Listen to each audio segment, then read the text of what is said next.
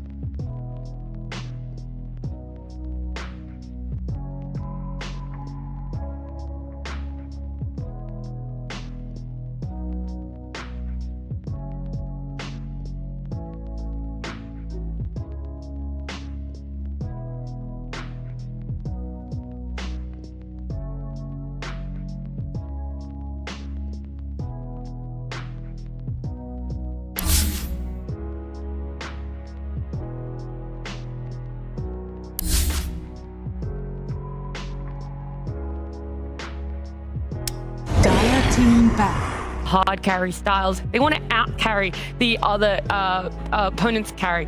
So are they going to wait until the last pick for both of them? Is one going to feel more comfortable to pick it up in that second phase? I'm very curious. I'm going to turn my eyes to exactly how they set up for both of them to have their moments to shine. I wondered if that was going to be like the moment that Tiny finally makes it through first phase bans, because they were really thinking about it, but it did get banned. I think it's very possible they snagged their carry here.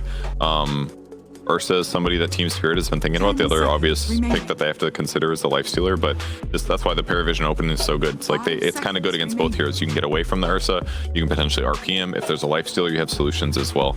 So it might make Team Spirit want to see more heroes before they do pick their carry. You can definitely see that there's a lot of emphasis on carry to carry matchup, because there is a Magnus, so you want to have a BKB piercing tool. Last time these two teams met, both times it was Phantom Assassin against Terrorblade, and then Terrorblade against Phantom Assassin. So definitely could see Paravision looking for Phantom Assassin, because this hero still feels really good. Her crit has been nerfed on Methodical Facet by 25, 50, 75. Overall, she still doesn't lack damage, but if you want to get some of that extra damage, that's why Magnus is here.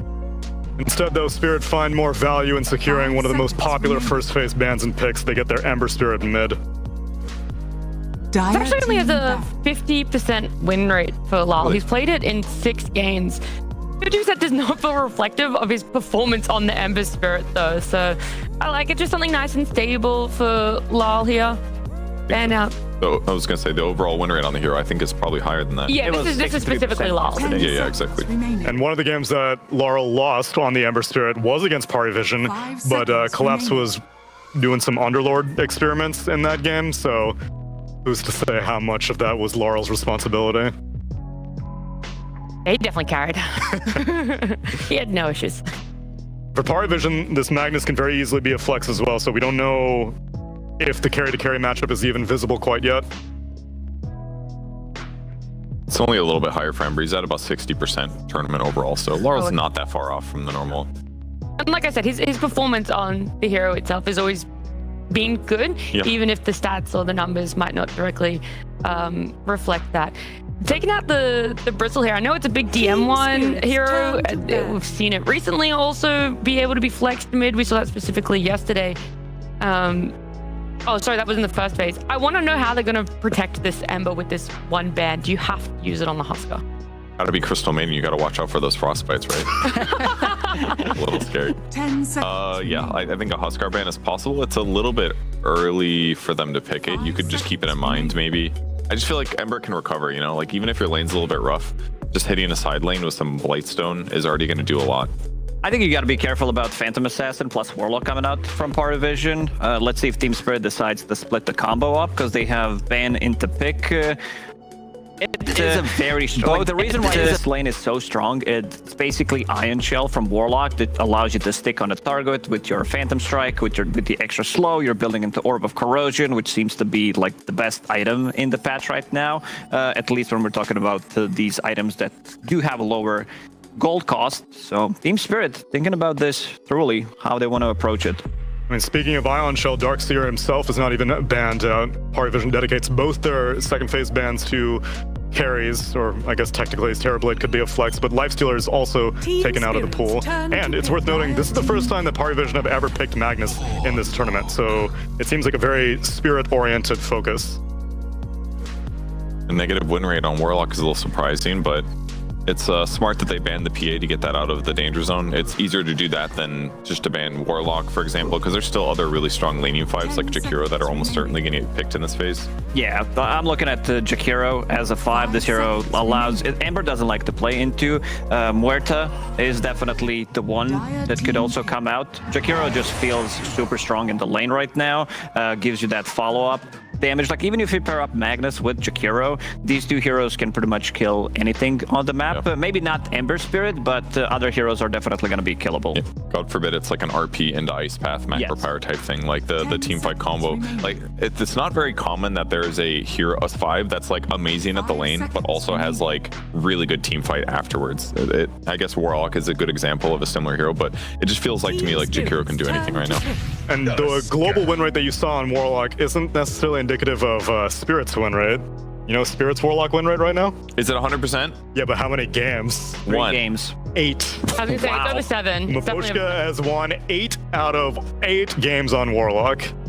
And Power Vision maybe steal Rue's go-to 4 position that we see from him these days, and they lock up their support duo. They're going to take the Tusk. Yeah, I mean, this is also 9class's go-to. If you would also like an impressive win rate on it, he has an 88% win rate across 8 matches. So not as impactful as the Warlocks, but I mean, this man saves almost any lane. He has been able to do fantastic rotations on it. In fact, this Tusk was picked up against the Team Spirit Underlord in the previous time that Power Vision and Spirit matched up, and it just decimated the Underlord. He could not retreat with how well the Ice Shards were placed and used, and it just kind of gave Satanic a free lane of farming this Underlord over and over again. Yeah, they have Darkseer available for them. I've been really digging Darkseer plus Tusk combo because Darkseer has more attack speed nowadays. Also super strong laner, builds into Halberd, which is dispellable. I'm just thinking that Team Spirit, they're trying to abuse the fact that in terms of lockdown, there isn't that like guaranteed lockdown that it comes for Slark and also Ember Spirit. We saw yesterday what no one can do when he was playing into literally no real lockdown. He did go beyond godlike, so trying to exploit that one more time. Just now on Team Spirit, I'm just talking about Ember in general. The team fight definitely going to be there for both of these teams. I do like the Slark immediate response to Tusk, though, because he knows that in the laning stage, he doesn't have to worry about an Ice Shard block off. He can dispel the stuns that Paravision are dealing with, and they can potentially just leap out of danger and re-engage. DM Classic. We've seen it yesterday. Tundra did run it as a response to Slark. The reason why this is so effective is with the new I mean, it's the old facet. It's not the AoE facet. It's tied to the Ghost Shroud. It does allow you to reduce enemy regen by, let me just check the number real quick. I believe it goes up to 70. It's based on the same as the Restoration. The max level is 75, and there's a talent, I think, as well that can increase it. Yeah, I think it's 75. 15. I think the talent. 15 extra, yeah. So yeah, it's kind of a nice counter. 3-3 had a decent lane, I would say. This does also give them another way to do AoE and clear camps, which is part of the purpose, but it's certainly a lot about countering Slark. Yeah, in your tech segment, you did bring up the possibility of a Necrophos being one of those heroes to accelerate Madstone farming. The downside that we saw of the Necro was 10 seconds remaining. It did unfortunately lose. It looked really good in lane, and they had this fast tempo. But what happened is the Nullifier came out on the side of Parry Vision, and then this Necro just felt a little bit lackluster. You know, pretty much all of his toolkit just fell flat. I want to know what changes. Does DM go a different build for himself? Are they going to be okay in this potential, you know, downhill impact of a Necro, or how can they bring it back so that isn't as game turning as it was when we saw it happen yesterday. I don't know if there's too many good solutions other than BKB and 3-3 did buy it in that game. It also the Nullifier also counters the Glimmer Cape that you typically want to buy on a Necrophos right now, just high magic resistance and that extra HP. But it's yeah, BKB is truly like one of the only solutions. You can also use your shard to like do a short range teleport to get away from danger, but it has to be immunity. The hero is pretty countered otherwise.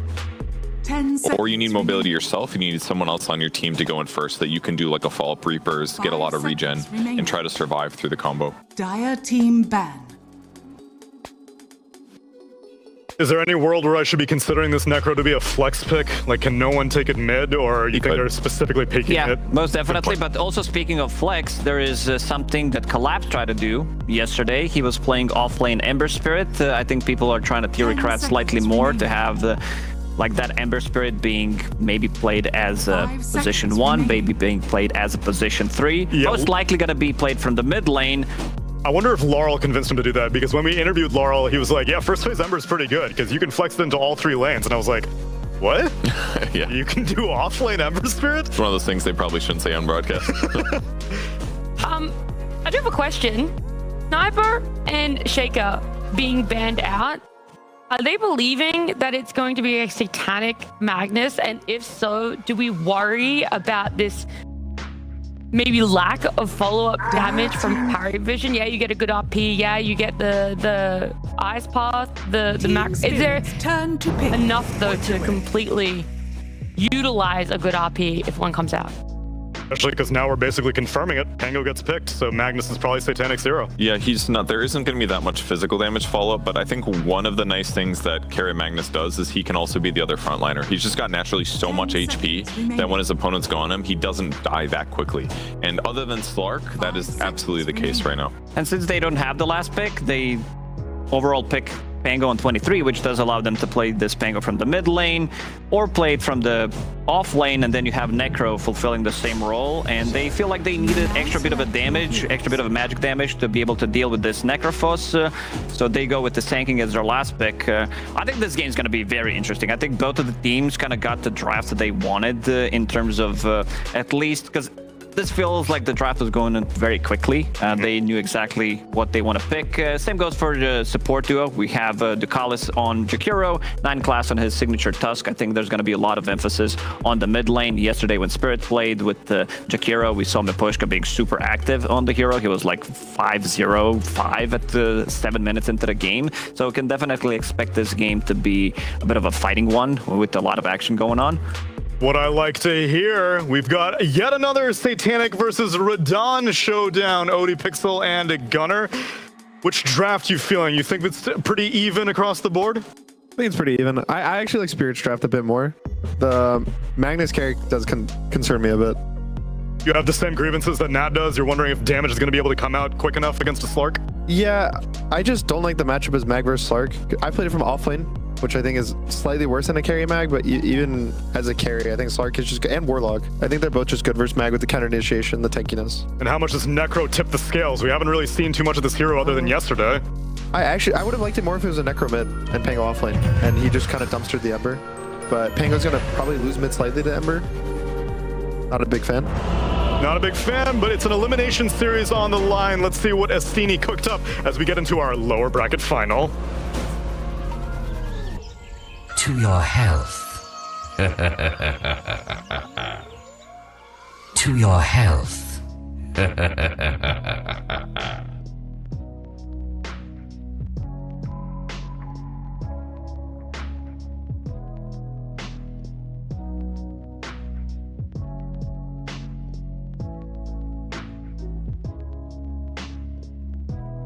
Are you kidding me?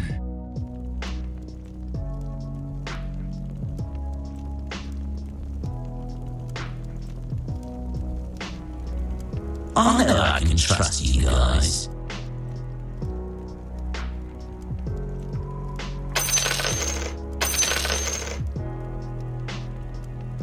You were expecting Sandy Claus.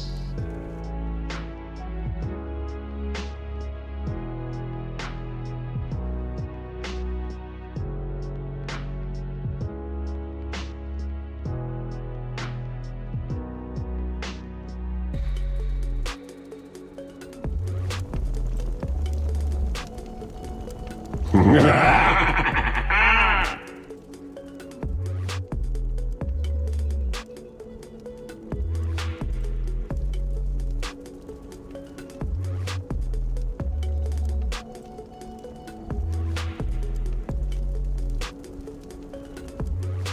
we go, ladies and gentlemen, getting ready to get into the action here. Game 1 between Team Spirit and Paravision.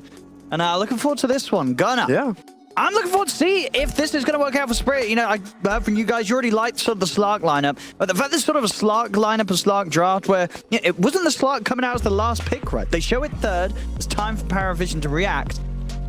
Overall, though, you feel that it's still a pretty clean Slark game. There's potential here for Radahn. Yeah, I definitely like this Slark. Yeah. It's really interesting because this draft is very similar to Parivision versus Tundra's Game 2 draft yesterday.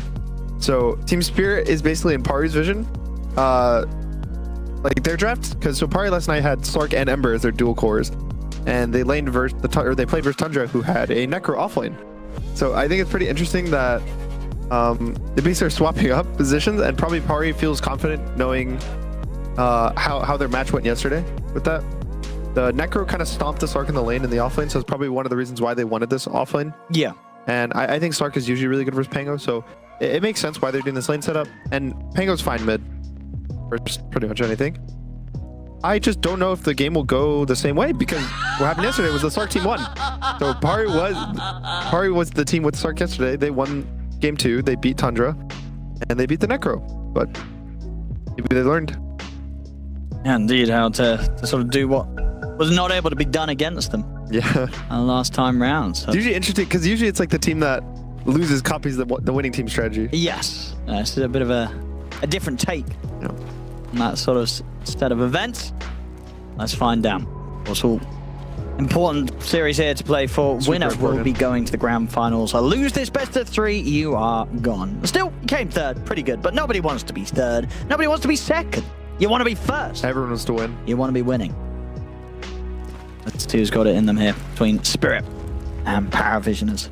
Early smokes coming out. Both teams very defensively positioned. We'll see if Spirit do continue the whole way around with this wraparound. Paravision are kind of ready for them. Yeah, Para's reading this. Yeah. This is going to be super bad, I think. Unless Duke College just goes alone. Yeah, but they're a little hesitant on jumping in by the looks of it. Okay. They don't want to start anything. Putting back on dropping the skill points on most of their heroes yet. Okay, but Poach. That was... Oh, no. Yeah. I mean, he's still got Collapse by his side. He's staying if he step with Root. Forward with the shield crash. Trying to get in as well. The tag team, but the Burrow Strike's there from Collapse to hold the two of them back. Now we'll have to skill the Burrow Strike, but does stop Paravision getting a first blood as Miposhka's able to walk away safely. I'm surprised. I think both teams just didn't really commit. They're all more scared than they had to be. Just a bit. Nightclass could have even went the shards. Probably would have secured the first blood on the Warlock. I don't know if they didn't use a blood grenade, I think. Maybe they did, but I think you're right. They might not have when they went for that. yeah.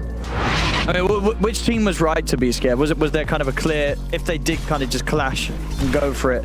I think Pari would have won. Yeah. So it's good that Spirit was hesitant. It was just because Miposhi just walked up the high ground after seeing the Chikiro. It was pretty sick. He definitely always strikes me as a player that isn't scared to just do stuff when he makes his own read, which I think is really cool to watch. Most Warlock players or support players, they see this, they see a Watcher there or they see a Chikiro and they're like, oh, his whole team could be here. I'm not going to do this. Oh, not Miposhka. Nah, he goes for it. And he gets to live another day. He does get to live. Courtesy of his team. I'm getting chased out here by 9 class. Won't die, but definitely taking quite the lot of punch here damage from 9 class. Also, this is letting Necro 1v on the Slark, which super good matchup for Necro. Slark really can't do much. The region doesn't matter, so and we'll free farm. Anytime he gets a 1v1, he's gonna be super happy just to play it out. And there's kill threat as well. Just Radahn maybe misses a pounce or he pounces in place, something like that. Absolutely, yeah, got to be careful in this lane. Especially the fact they have that Tusk, one of the better supports for being able to chase and punish a Slark after they've pounced. Still have the reach to catch them and trap them with the shards. Going on a Radahn bot. Missed the pounce. Yep, they're able to block the pounce. That should do it, surely. Is there any chance of running? No, there's not. First blood for 9 class. Okay. They could do this quite a bit. You know, any time. Yeah. Has to be careful with how Again, close Mapochka. Tusk is. They're going to be able to trap him in the shards. Mapochka's able to survive. Took the stick charges under the tower though with the tag team. He's gone. Radahn, can he get something in return here? He's in onto 9 class. The heal comes out for DM, but won't save the Tusk. Radahn, he's able to find something in return. But still, huge win for Pari. This is the exactly what we want when you pick Necro versus Slark 2. The hero, I think this is only the second game in the tournament. It was picked by 33 last time, and I think it owed. Top lane.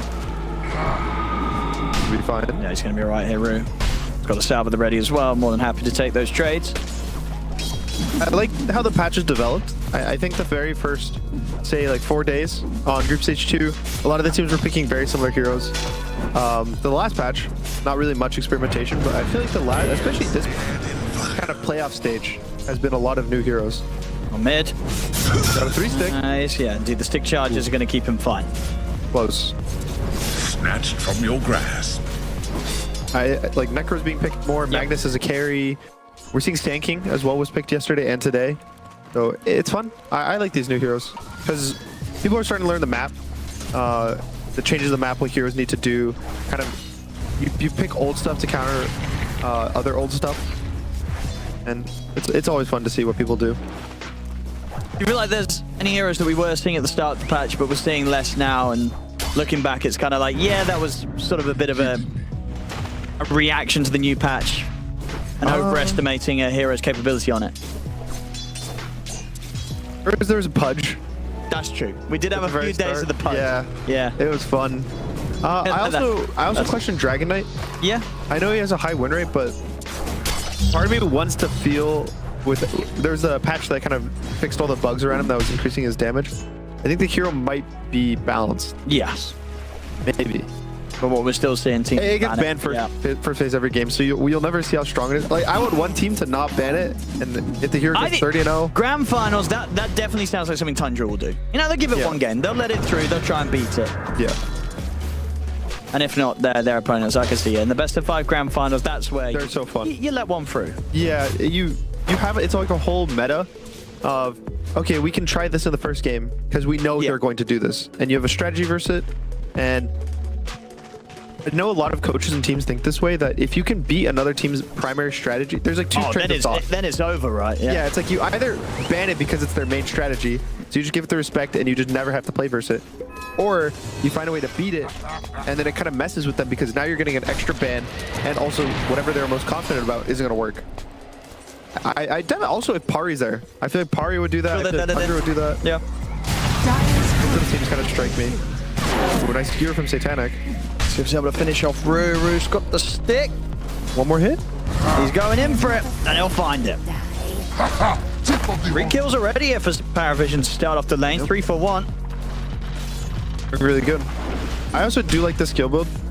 After watching it a few times from Magnus's, it feels cool. Going for like 0-4-4 and not going for the Q. Yeah, especially when you're carry position. Yeah, specifically for carry, just it makes sense that Skewer is actually a really good spell and it lets you hit them multiple times, whereas the Q is more of like it lets you get CS in the wave, and you already have Empower to give you a bunch of damage, so it's not really needed. It's a danger. Let's have a look. Just the start is up, but the Rolling Thunder's already there. Stack is also in danger. They could take this right, especially with this Arcane rune. No one's going to stick around and... No, he's not. He's a little scared. Laurel's here. All right, fair enough. I thought they would commit for that, still had the Arcane going and bottle charges, but he didn't want to play at the risk of sticking around. Highly likely that it would have been defended, I guess. Collapse was around, so no one doesn't push his luck. Leaves the stack be. Dying when you're ahead. Yeah, it's unnecessary, right? The worst. Yeah. It's not too much gold. You're you're giving him 2 camps worth of stacks, maybe like slightly less than 3. It is what it is. If Ducalis get pressure and steal XP, that's also just good enough. So he's just taking. He's happy. And then we got bot lane. Yeah, Radahn is still kind of feeling the pressure. Honestly, his lane is going much better than I expected. Maybe off of that solo XP. Yesterday, when I was watching this game, the Necro was up around 600 gold at this point in the lane. 600, 700 gold. He was kind of stomping the Slark, and in this one, Slark is ahead of Necro. But you definitely, you don't need to stomp the lane, win this early game super hard, and like kind of be ahead as Necro, but it definitely helps. I think a lot of the hero design is being strong enough to go in. He's playing versus a pretty hard team to just feel strong enough to go in. There's just so much magic damage and AoE random damage, silences, slows, and also eventually I think Slark will get a nullifier, and it's going to be a somewhat tough Necro game. But I have confidence in DM. Top lane. They've got the RP ready. Satanic closes the gap with the skewer, locks down Collapse. Handsome. What did you expect? Satanic having a very, very chill, safe lane start to this one. Oh yeah. He's up 1100 gold in the Sand King. Top net worth in the game, completely free farm. He also has 2 kills. I don't know what more you'd want. I'm worried a bit about the Magnus in the mid game. Spirit's Draft is just one of the ones that I feel like wins games. Looking at it, if you think of a TI or a LAN finals, if you see Spirit's Draft, they're going to win in these high pressure situations because it's a lot of team fight, a lot of easy spells to click, and a carry that can scale, which is kind of all you want in a game. But if Pari just gets ahead like this, they're up 2k gold. None of that really matters when you can't ever fight them. Looking for some action mid. There is backup. Lal, it's not going to be able to completely push for this. 9 class. He's able to just TP in on top of Miposhka. That's the Warlock gone. Dire's middle tower is under Lal will attack. be fine, still with remnants at the ready, so they can't quite lock him down, and still has Rue by his side. They continue to try and poke at the Fatal Bonds. Chains on to Carlis, but the Ice Pass there. Now with the Rolling Thunder threat, Lal's got to get out. Yeah, no one who will hold back on casting it. Just enough to scare the Ember away. Still super good pressure. Just all 3 heroes have 30% health and pretty much all walking bays. It's the power of Ember. Super strong hero. Panel was even talking about flexing it to offlane, which did happen sometime last year when Ember is a super popular hero. But I think often, more times than not, just you put it mid because the hero itself is so strong at this mid pressure in these 3v3 situations. Mid, even with it being a 2v3, they end up winning the trade. And it's more of a question of if he's going to have enough impact to deal with Pari's heroes, and I'm not 100% sure. It's going to be, I would say, a lot on the Warlock and the Sand King to kind of have this extra AoE damage for team fighting. Radiant's Why does middle this the room? tower is under attack. Oh. Chains. I mean, Radahn. Yeah, he's got to pounce out of this one, but no one will look to chase. Shadow Dance being used here by Radahn. He's trying his best to juke the Rolling Thunder, but they're still in on top of him. The heals are more than enough to keep Radahn fine, though. Radiant's bottom Radahn gets out. The Ember's starting to walk across, but there'll be no fight to be had here. Meanwhile, Satanic, this is just... It's getting rough between these two, right? Collapse. Getting so much less out of the lane compared to Satanic with what Satanic's been able to do. I mean, it's 6k net worth. More than 2k net worth difference here between these two top laners at 10 minutes in. Yeah, And a lot of that has been kind of 1v1. I didn't expect this lane to go this bad. I've seen the Magnus, usually he does good. He has good damage. Getting these kills. But getting kills, 3 kills. Collapse TP's ball too. He needs to get something out of this. Nightclass, he's gone in pretty deep here. He needs more than this. Maybe a DM. Oh, Norris Strike's not going to quite have the range to catch onto DM. Radiant's bottom tower. The supports of Power Vision are dying. The cause, however, yet to fall. Not yet a sort of a challenge that Team Spirit have been able to succeed at. Killing the cause is not going to be easy, apparently. Buff. Let's touch onto Lal. there's no mana. He's completely out. Shield crash in, Macropire down, Lal to fall. Power Vision, they have no trouble killing the cause of Team Spirit in this early game. John has the ult. Hey, Dire's not bottom gonna chase. tower Not is gonna go under crazy. attack. But yeah, I think Pango's off to a super good start in this game. He had Diffusal Blade for that bot rune fight 2 minutes ago. So just burning the mana, the Ember, and the Slark is super high value. And It's hard.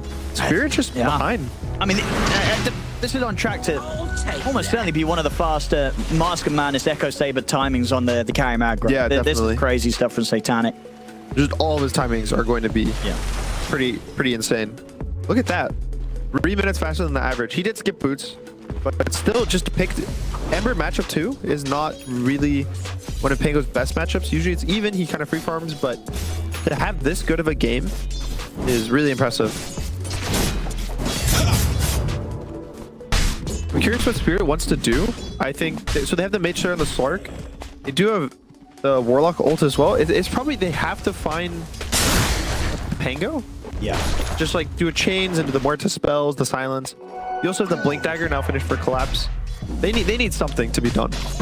Yeah, it's got to be around the Blink of Collapse. I think that's the key one. I mean, look at this. It's 12 minutes in. It's a level 12 Magnus. A minute a level here so far from Radiant's Satanic. middle tower is under You attack. don't see that every day. Not from your safe laner as well. Maybe from the mid when they're popping off, but from the carry, Maybe from a it's Meepo. crazy stuff. And maybe from a Meepo. Yeah, Just your position 1, that's some crazy leveling. definitely. The new Empower facet's looking super solid. I think every time, I think people had to get used to it a bit in Magnus, because it's not that often for carries that play this hero. A lot of them, it's usually been a mid or an offlane hero, so I don't think many of the carry players have practiced it. I know some have always kind of liked it, and it takes getting used to, just as a hero, to get used to the RPs, get used to how you have to use Skewer. And he's gonna go use it on mid probably. Fortune Dire Rune. are scanning. Depending on how this fight goes, it could be a really big swing one way or the other. Yeah, I don't know if you want to go for this. It's got to be a crazy jump from Collapse. I said all eyes on Collapse to see what he can do with this Blink Dagger. It has to be some beautiful jump with the Epi. Give them the chance to turn the fight in the mid. Ice Path. Oh my And he goodness. goes into the Satanic. Nice. Still trying to get away from him. Satanic, he's going to be able to close the gap, but no one's still finding him with the Rolling Thunder. Collapse is in, but he's just going to get RP'd, beaten down. He's going to get the burst strike off. So Will's going to fight a little longer, but into the macro pile and the shield crash, he still ends up dying. Satanic, he survives. They've lost 3 of them. Radan's trying his best, but at this moment in time, he just doesn't have the damage as the slug. Satanic skewers forward. They got the snowball onto Radan. A buyback will come out here from Collapse. They're all fatal bonded. He's in with the burst strike. Will manage to take out at least the big one, Satanic. Can he get more with this buyback though? DM can stay on top of him. Blade Mail's at the ready. See the TP coming in from Ember. They'll get the burst strike back in over towards DM. They will manage to punish the Necrophos as well. So the buyback from Collapse definitely gets some work done. But it's still a bit of a painful moment there for Spirit. Arrow Vision. Dire's middle tower is under attack. Yeah, that's strong. It's something. It's a right? pretty even trade. It is, but with the buyback taken into account. You do lose gold for the buyback, so it's a slight lead for Pari, but I think just this injection of gold and XP matters a lot for Spirit Dire's because of how the middle game was going tower has beforehand. fallen. They do lose their Slark, and they don't take out the Pango, so Pango's still having a really happy game, but I think this was the kind of fight that Spirit needed. A big commit dive where they're able to get all their spells off on the Warlock, on the Sand King, even the Ember. Radiant are scanning. It's more impactful for Spirit that the fight was even. Sure, but I guess that now they don't have like the Golem and such for Tormentor. Now they're going to lose the Tormentor. Yeah. The buyback definitely worth, but not enough to sort of shake up the advantage that Paravision have. Yep. The game is definitely still all Pari right now. Dire's top tower is under attack. 5k lead. See if Spirit find a chance to do that again around the next set of ultimates. I'm laying. I mean, they're looking at DM and 9 class. They're only 2. They're going to try and start something, Radan. Is under attack. Up towards the task. And this should be enough with the silence coming in. Okay, he's going to get the chance to get the snowball off, but there's no way out for 9 class. But the grenades down. Yeah, no way. Stack for Radan. Last fight did kind of encapsulate my concern with the Magnus carry versus specifically Team Spirit's trap. Mid. With the epi. Is it enough? He's able to get the shield crash off, but the slight change comes in. It absolutely is. Collapse.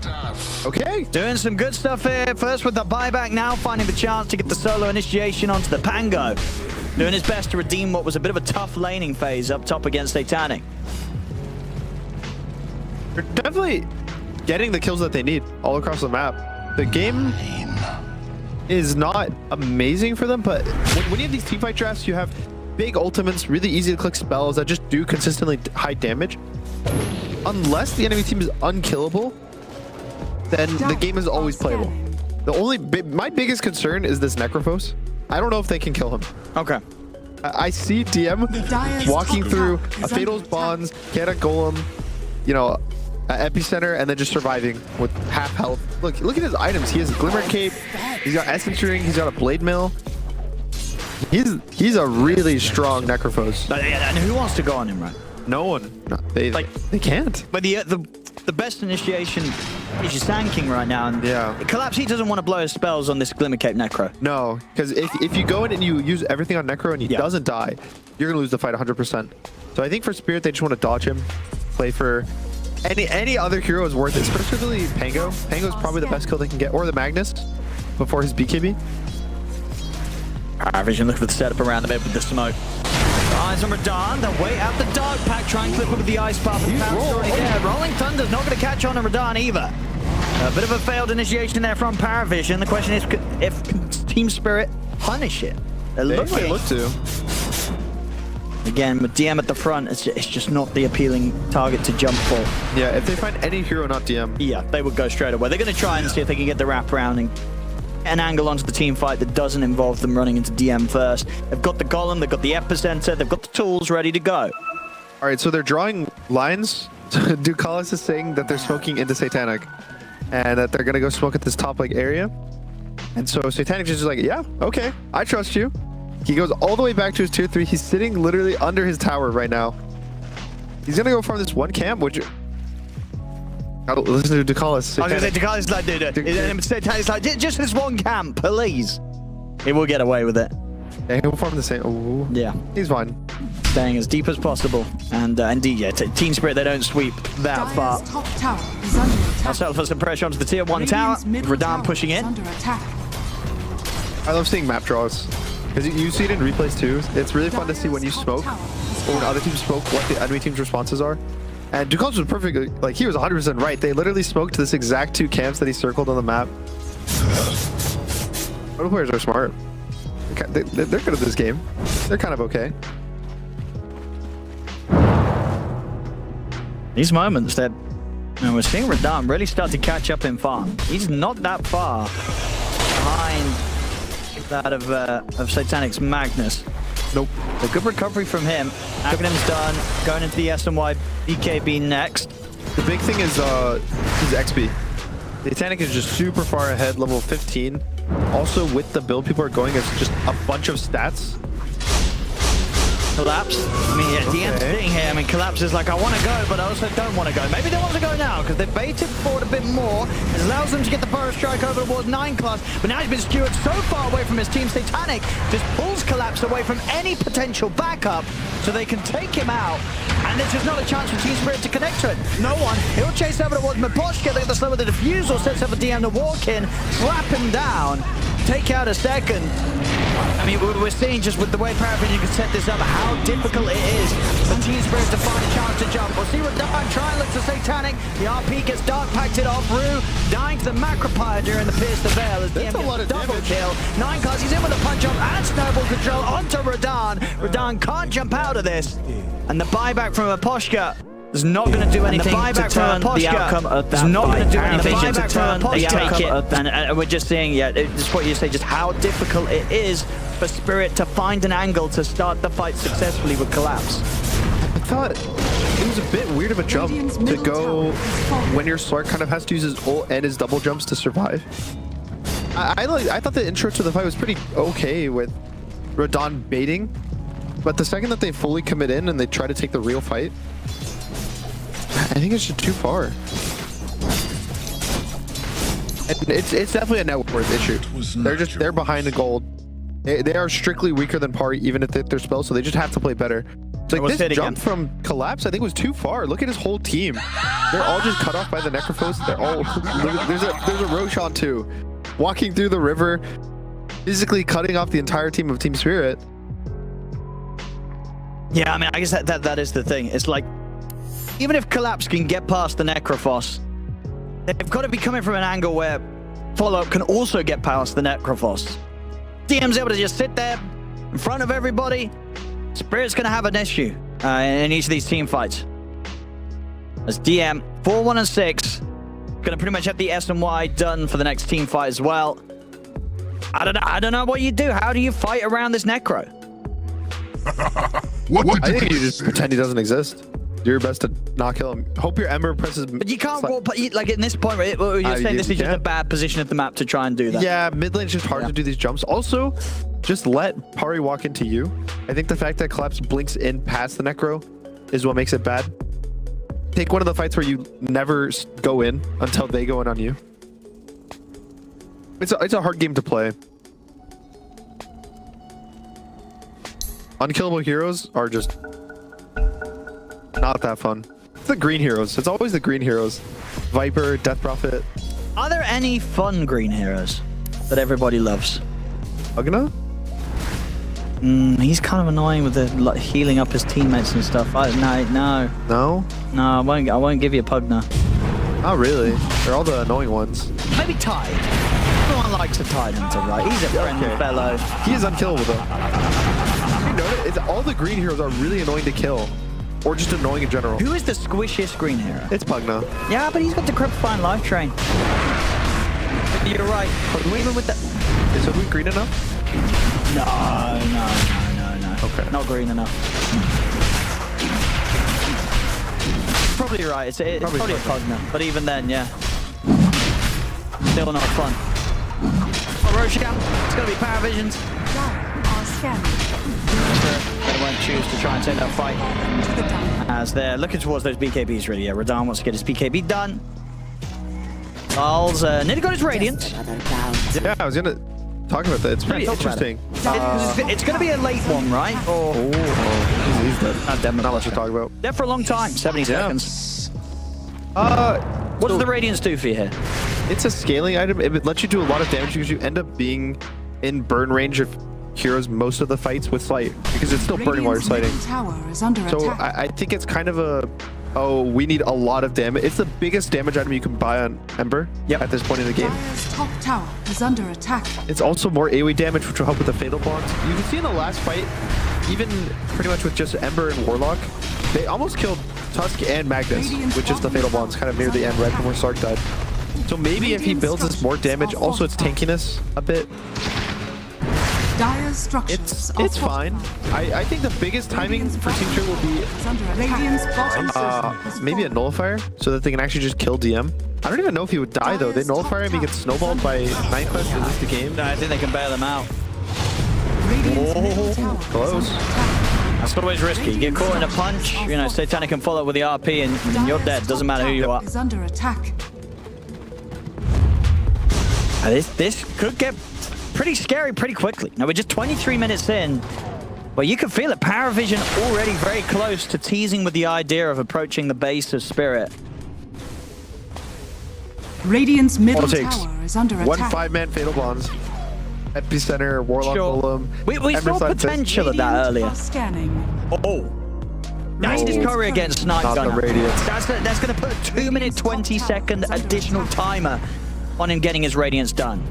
That hurts. Good news, if they wait out the whole duration. Good of this- news. What's the Radiant's good news? top tower has fallen. Well, there's an Aegis on Satanic for about 2 minutes and 58 seconds. So, wait for your Radiance. Aegis will expire. Radiant's middle tower is under attack. I guess. Amit. Good news is relative. Yeah. Macropie down on the roof. Support to the backline. Lars trying to get in there. Radahn is able to make the jump. Okay. Forest Strikers, what? There's the damage with the Fatal Bonds. The supports are gone. And what about the cause? DM. Able to jump up to the high ground. No one's got the Rolling Thunder. He's on top of Collapse as well. Collapse caught by the RP. They caught both of them. Collapse is gone. He was trying to get off the epicenter at the side of the fight, but no one just did not let him. Harpoon to pull back Miposhka. It doesn't matter if you're killing these supports, as the cause of Power Vision a little too tough for the counterparts on Spirit to tackle at the moment. Imagine he had the Radiance. They actually might have been able to fight this. Just a bit better with the evasion. Maybe someone gets He would have had an it, extra yeah. hit, an extra tank. Maybe Collapse lives there. Yeah. Well, unfortunately, but who got the curry? Yeah, Satanic got the curry. He was the one who took it down earlier. Honestly, still not the worst fight, getting 2 support kills, but they do I lose guess, 3. yeah, and on the plus side, you know, he didn't get epicenter off, so he's going to have it up when he's back in 10 seconds collapse. Perfect. But it was the golem used. That's the big cooldown gone. Middle tower has fallen. Our vision, tier 2 taken in the mid. They can look to swing around and push down on the top lane. And yeah, I wouldn't be surprised if we see them try and tease for the high ground push. This last minute of the Aegis. They're that strong right now, Paravision. There's a Tormentor up there. He jumps in for this. They're going to try and combo him down. He's got the BKBs, turns towards Dark. They're able to get the kills. Satanic gets the skill back on the collapse, but Satanic will fall the once. He's going to have the Aegis there, goes back for round 2. Radan's going to be careful. Lal trying to get on to no one, but no one's able to get the Rolling Thunder off. Get the angle onto Lal. Lal gets shredded here by the Pango. And Radan, he's got to run. No one bouncing around, fully controlling him, kills him as well. Triple kill for no one. They tried to fight Gunnar, but it's just not working. It's not. It's 2 fights in a row without the Ember Radiance. They take. And I think it matters. This item matters so much. It's 5,000 net worth that Laro's missing. Tower is under attack. Just to force these fights. Imagine Radiant's top how tower different the has game would be. I fallen. actually think the game would be so different if that Corey didn't get sniped. I think these fights would have been closer. Maybe they get an extra kill, maybe an extra survive. They might be able to kill no one there before he gets his roll off. No one. He's going to keep killing them. He's found Mapochka. Another one here for the Pango. No TP for you, Mapochka, with the Ice Path coming in from Dekalis. And Pango's looking really good. Panel hates Pango. Why does the panel hate Pango so much? It's because the numbers aren't good, right? But those numbers are across this patch and last patch, and a lot of games from a lot of teams that just weren't too great.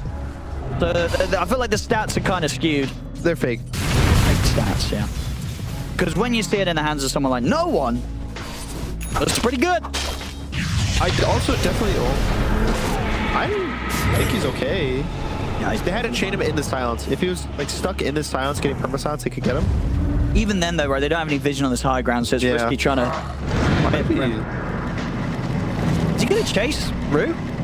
Well, this is. Oh. He might have died there. Maybe not. Rue probably will die here if he's not careful. Yeah, Laura, go get the shield rune. There's a shield rune there, Laura. Wow. Did he just get baited? He's dead. Rue, is he out with the CP? That was a sick bait. Do you think that was a sick bait. Wait, you think Rue passed him and actually said, "Hey, bro, there's a shield rune. Go get it." Oh no. Rue was standing on the shield rune, and he's like, "Yo, Laura, get the shield rune." Oh no. And I was like, "Okay, I'll come." Oh no. And then Rue lives too. Not like this. You know, sometimes you gotta die for your core. Sure. You die with your core at least, because you know people feel better when it's like a team game. Both go down. There's that push. We'll have him back up in 20 seconds. Yep. And then they will have all the ultimates. Golem, the epicenter, it's there and ready. The fatal Bonza was with me. They can make the play. They're going to try. Here it is. Kane stunning down Satanic. Snowball. Going to come out, give them a bit of safety. Gets the harpoon, skewer back onto the two cores. Collapse is gone. Radan did get the BKB off beforehand, so he'll get the chance to pounce back up to the high ground. Embers up.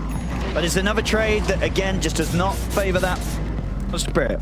Because of the plus, they push back the push coming in from Paravision. They defended. But they're losing a core, only getting a support. Dekalis, he's out. Radan doesn't see him in time to catch him with a pounce. They're going to try and smoke, though. I feel like every single fight, they're missing some component of their fight, whether it's like the Ember's Radiance or the Ember just being alive, or maybe the Sand King just kind of dies. I haven't felt like Team Spirits made this one really big hit move that they all clicked all their spells and see what happened. And it keeps, you know, the later and later you wait, at this point now they're down 16k gold. It's way easier to say, oh guys, we should just click all our spells, and then when you're down 3k, 4k, 5k gold, 16's a lot. That's a big number at this point. And they just haven't been able to take that much from Paravision in terms of objectives, map pressure tool. You know, we're 30 minutes in. Spirit's only taken the mid-tier 1 tower and the top tier 1 tower. Yep. There's still a tier 1 on the bottom. Yeah, only 2 towers at this point is not good. That's one of the reasons they're getting out-farmed just amongst everything. Sark has also not felt at scary in the map. I don't think Pari's felt, oh, this guy's just constantly scouting us, jumping us, poking us, even killing. he kind of only is able to fight in team fights, which is basically Slark's worst fighting is team fights.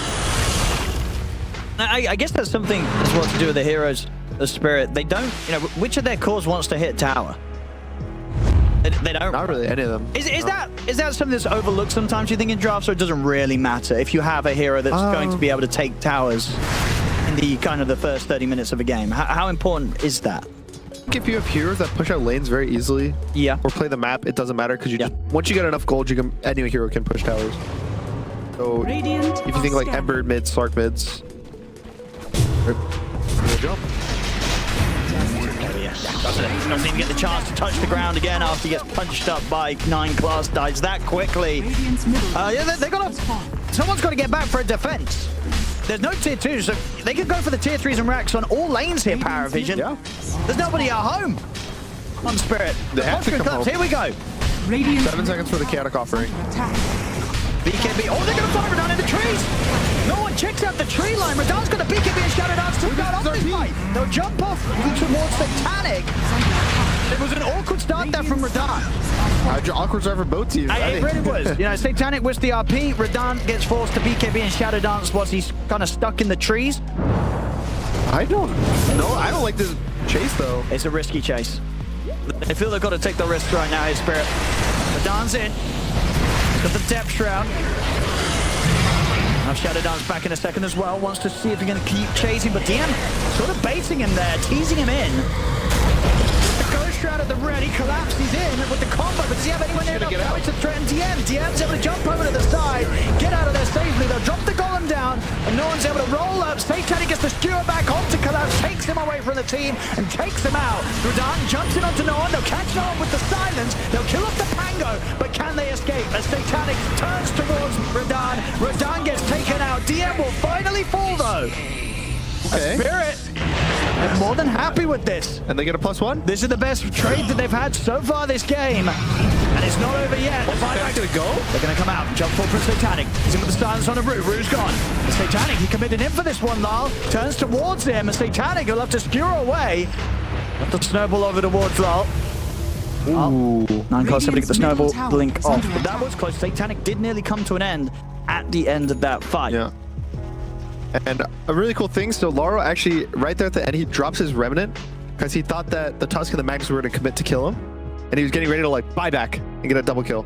But they end up being too scared, and honestly, a really big win for Spirit. That fight was... It was a bit scary to make the call to chase. Obviously, there's no RP, there's no Pango roll. So they're kind of fighting into a lack of 2 major ultimates from Ampari that are all this control. And they take the fight. I think that kind of shows the amount of damage that Team Spirit has just built into their heroes. Just based on their spells, based on the AoE of especially Fatal Bonds. It lets these like little chip spells like Sandstorm, which at this point in the game, most heroes aren't actually that scared of, do significant AoE damage. And Lauro's starting to feel strong. He's starting to feel like the Embers in the games that we've been seeing this whole tournament. He's getting up there. Up the net worth for his team. Catching up to that DM. Still a bit of a way to go to be there on the level of no one. And Satanic next fight once again. Paravision. They'll be able to turn up with the Aegis. They're into the pit. Spirit. They won't look to do anything about this one. They've dealt with them once there. Can they do it again? Can they do it into the Aegis on no one? I think they have to ignore the Pango. Either they focus him and he comes back a second time and they won't kill him, or he uses roll and he's kind of much less impact in the fight. In an ideal world, what happens is Satanic blinks in, trying to be aggressive. He gets stunned by maybe a Warlock Golem, and then they Fatal Bonds and they kill everyone when they try to help Satanic. He's so tanky that he's just this body that splits the damage up between everyone. Radiant are scanning. It's like they have to do so many things, and you think of Party, it's like, okay, Magnus, just still RP one of the cores. Just 4-shot him. BM, don't die. No, when you have 2 lives. Like, it's just, there's so much pressure right now on Spirit to be able to kind of win these fights. It's hard. Party gets to talk about in their comms how they want to move on the map, the timings they're waiting for, like the more casual important things. Whereas I think a lot of Spirit is, how do we take this fight? Who do we focus? What spells do we have to use? Do we have to bait stuff? It's a lot more that's on the plate for Spirit.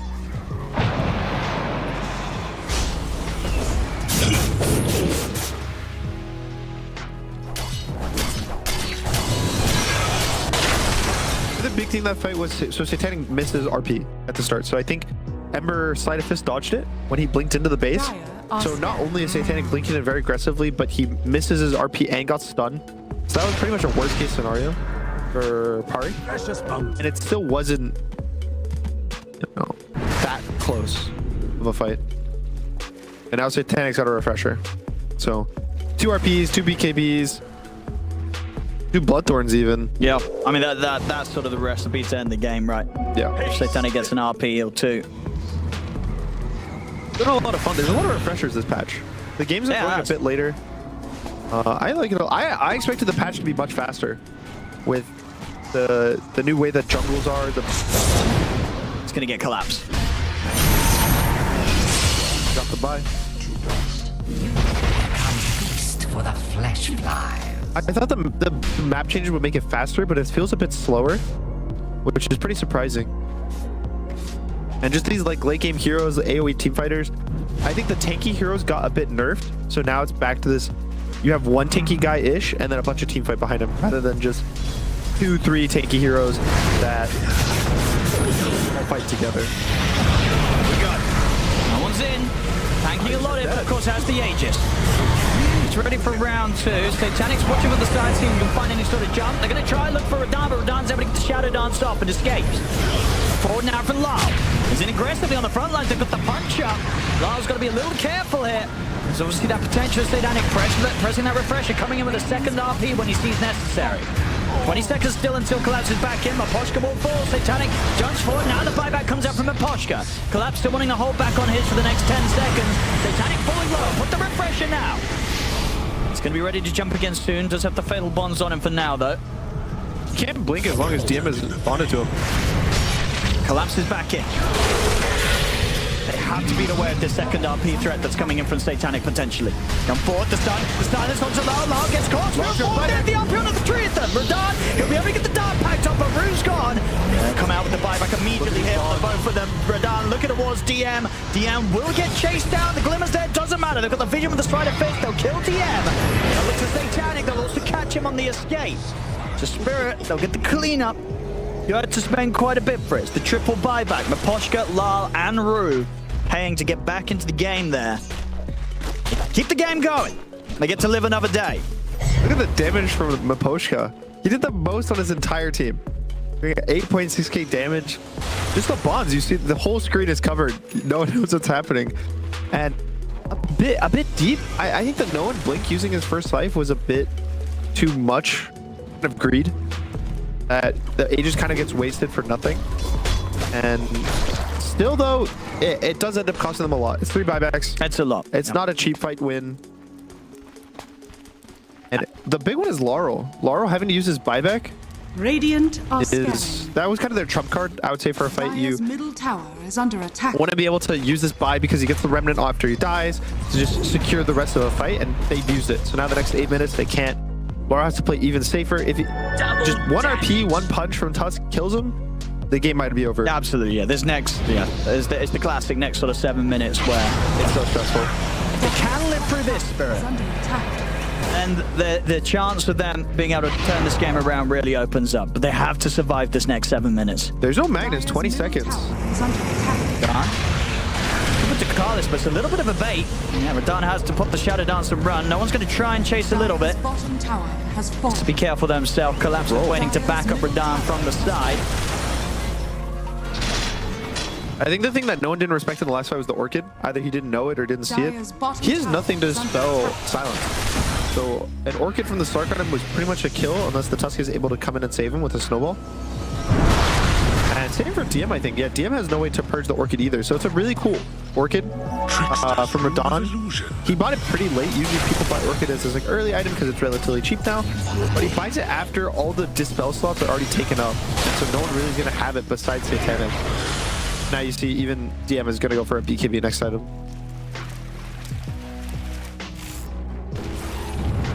I also think something interesting is due to the Lotus change, that the bigger Lotuses are way easier to get now. It's actually a big buff to Necro. Because I think it's you heal more, right, when you're in the Ghost Shroud? Yeah, quite a And you pop significant a- more. Well, 90% more, yeah. Yeah. At max level. I just know some heals are weird with it, that some are like flat, but I'm pretty sure with healing Lotus it works with Ghost Shroud. Yeah, So it's like a I think instant full popping a health. Lotus is like popping a wand Yeah. in terms of the restoration. So, Sure. honestly, these little changes people start noticing after playing the patch. You start looking at your inventory like, wow, okay, I actually have these 900 health Lotuses. Maybe these heroes are good at it. Maybe Oracle? Maybe we didn't.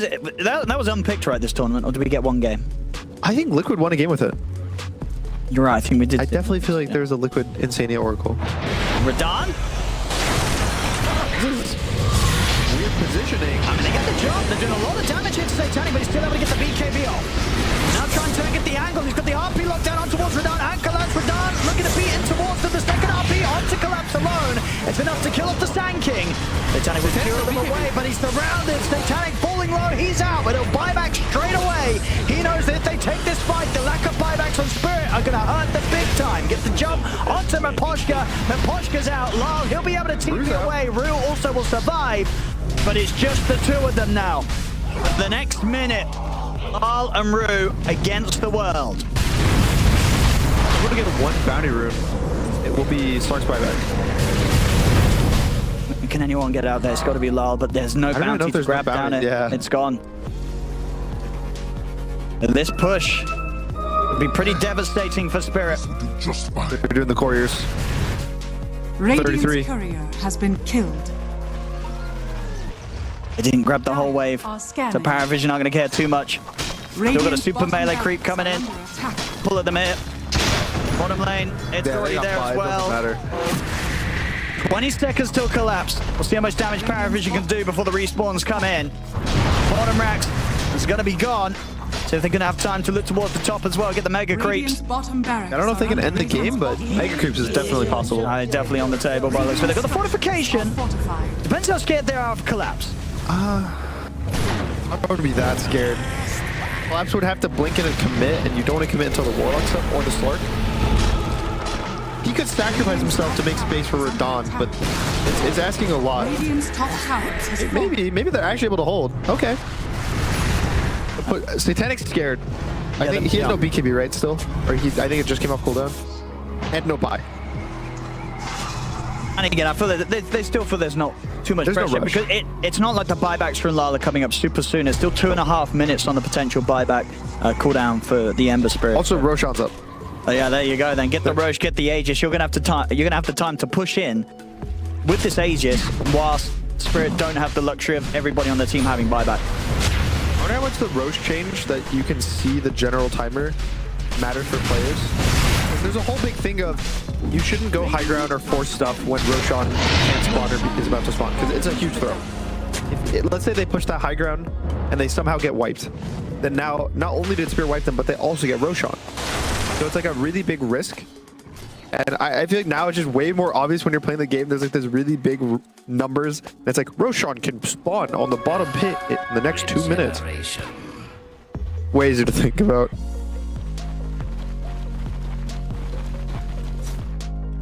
Smoke up for Spirit. Almost smoke. All 10 heroes are smoked. It's so scary for Spirit right now. All about whoever gets the jump. So DM's smoke gets popped. He also pops the embers with the side of fist.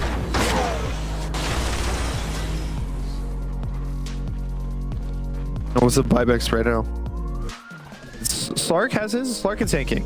But both of those heroes are able to get jumped or take these like long extended fights. A minute for Lals. A big one. I think that's the biggest buyback in the whole game. I think Laurel has the amount of damage, the items to kind of just 1v5 the fight when everything is on cooldown.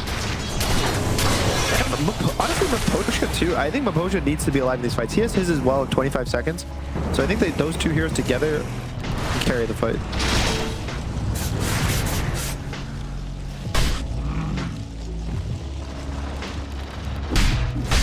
Scary stuff.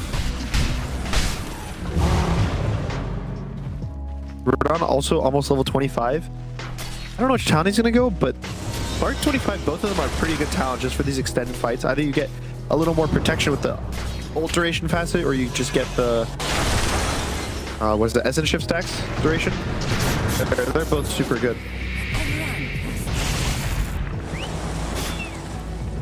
These moments that they're able to sort of hold the high ground and give opportunities for Paravision, it is buying the time for these buybacks to be there. They're going to commit. No one's going to get in first. Look towards Radahn. Satanic trying to get the follow-up. They're going to turn, get the bash up to him. The golem gets knocked down as well. Satanic's got the works. That's the ace as well.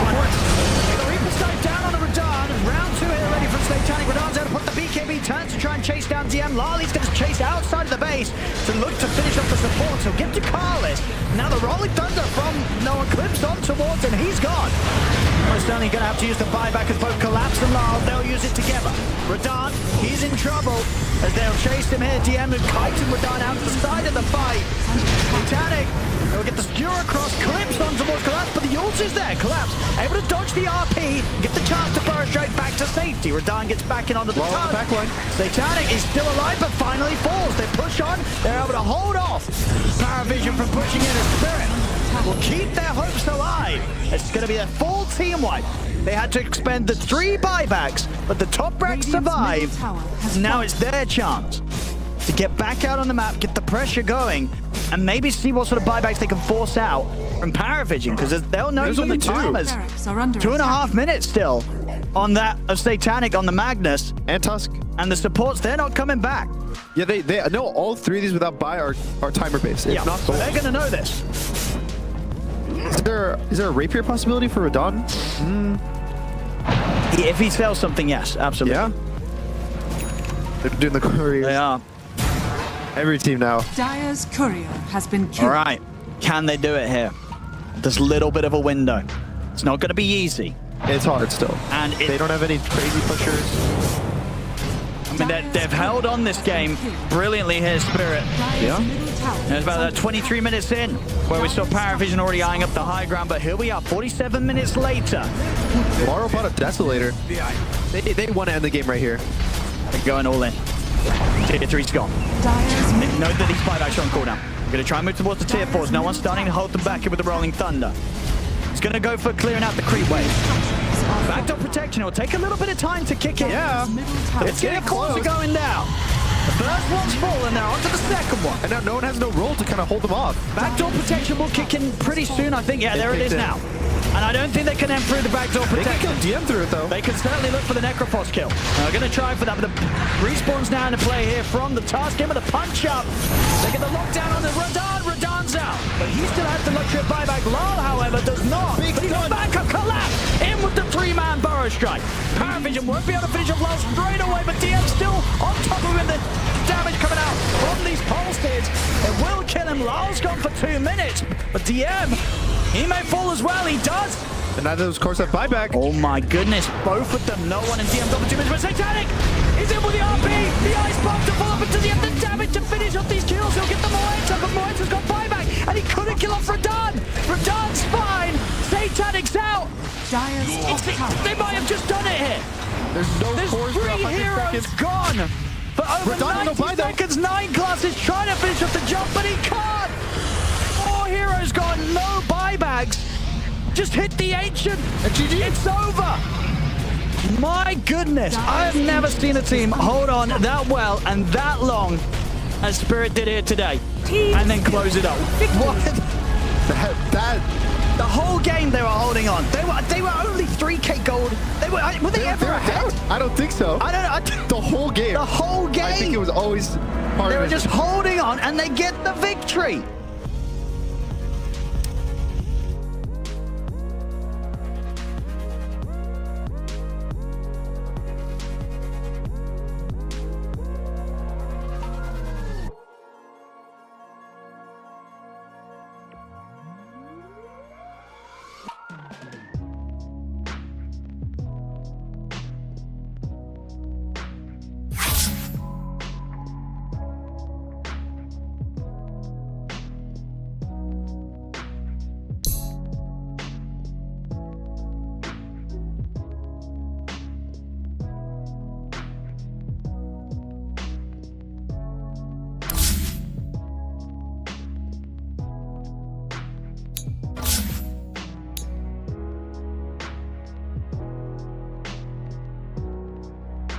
Team Spirits turn to ban. Team ban.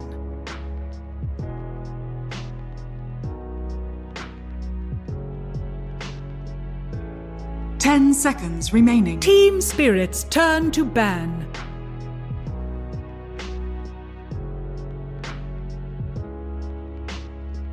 Ten seconds remaining. 5 seconds remaining.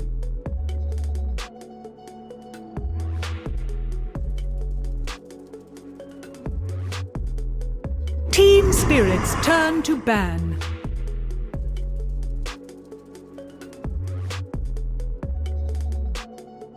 Ten seconds remaining. 5 seconds remaining.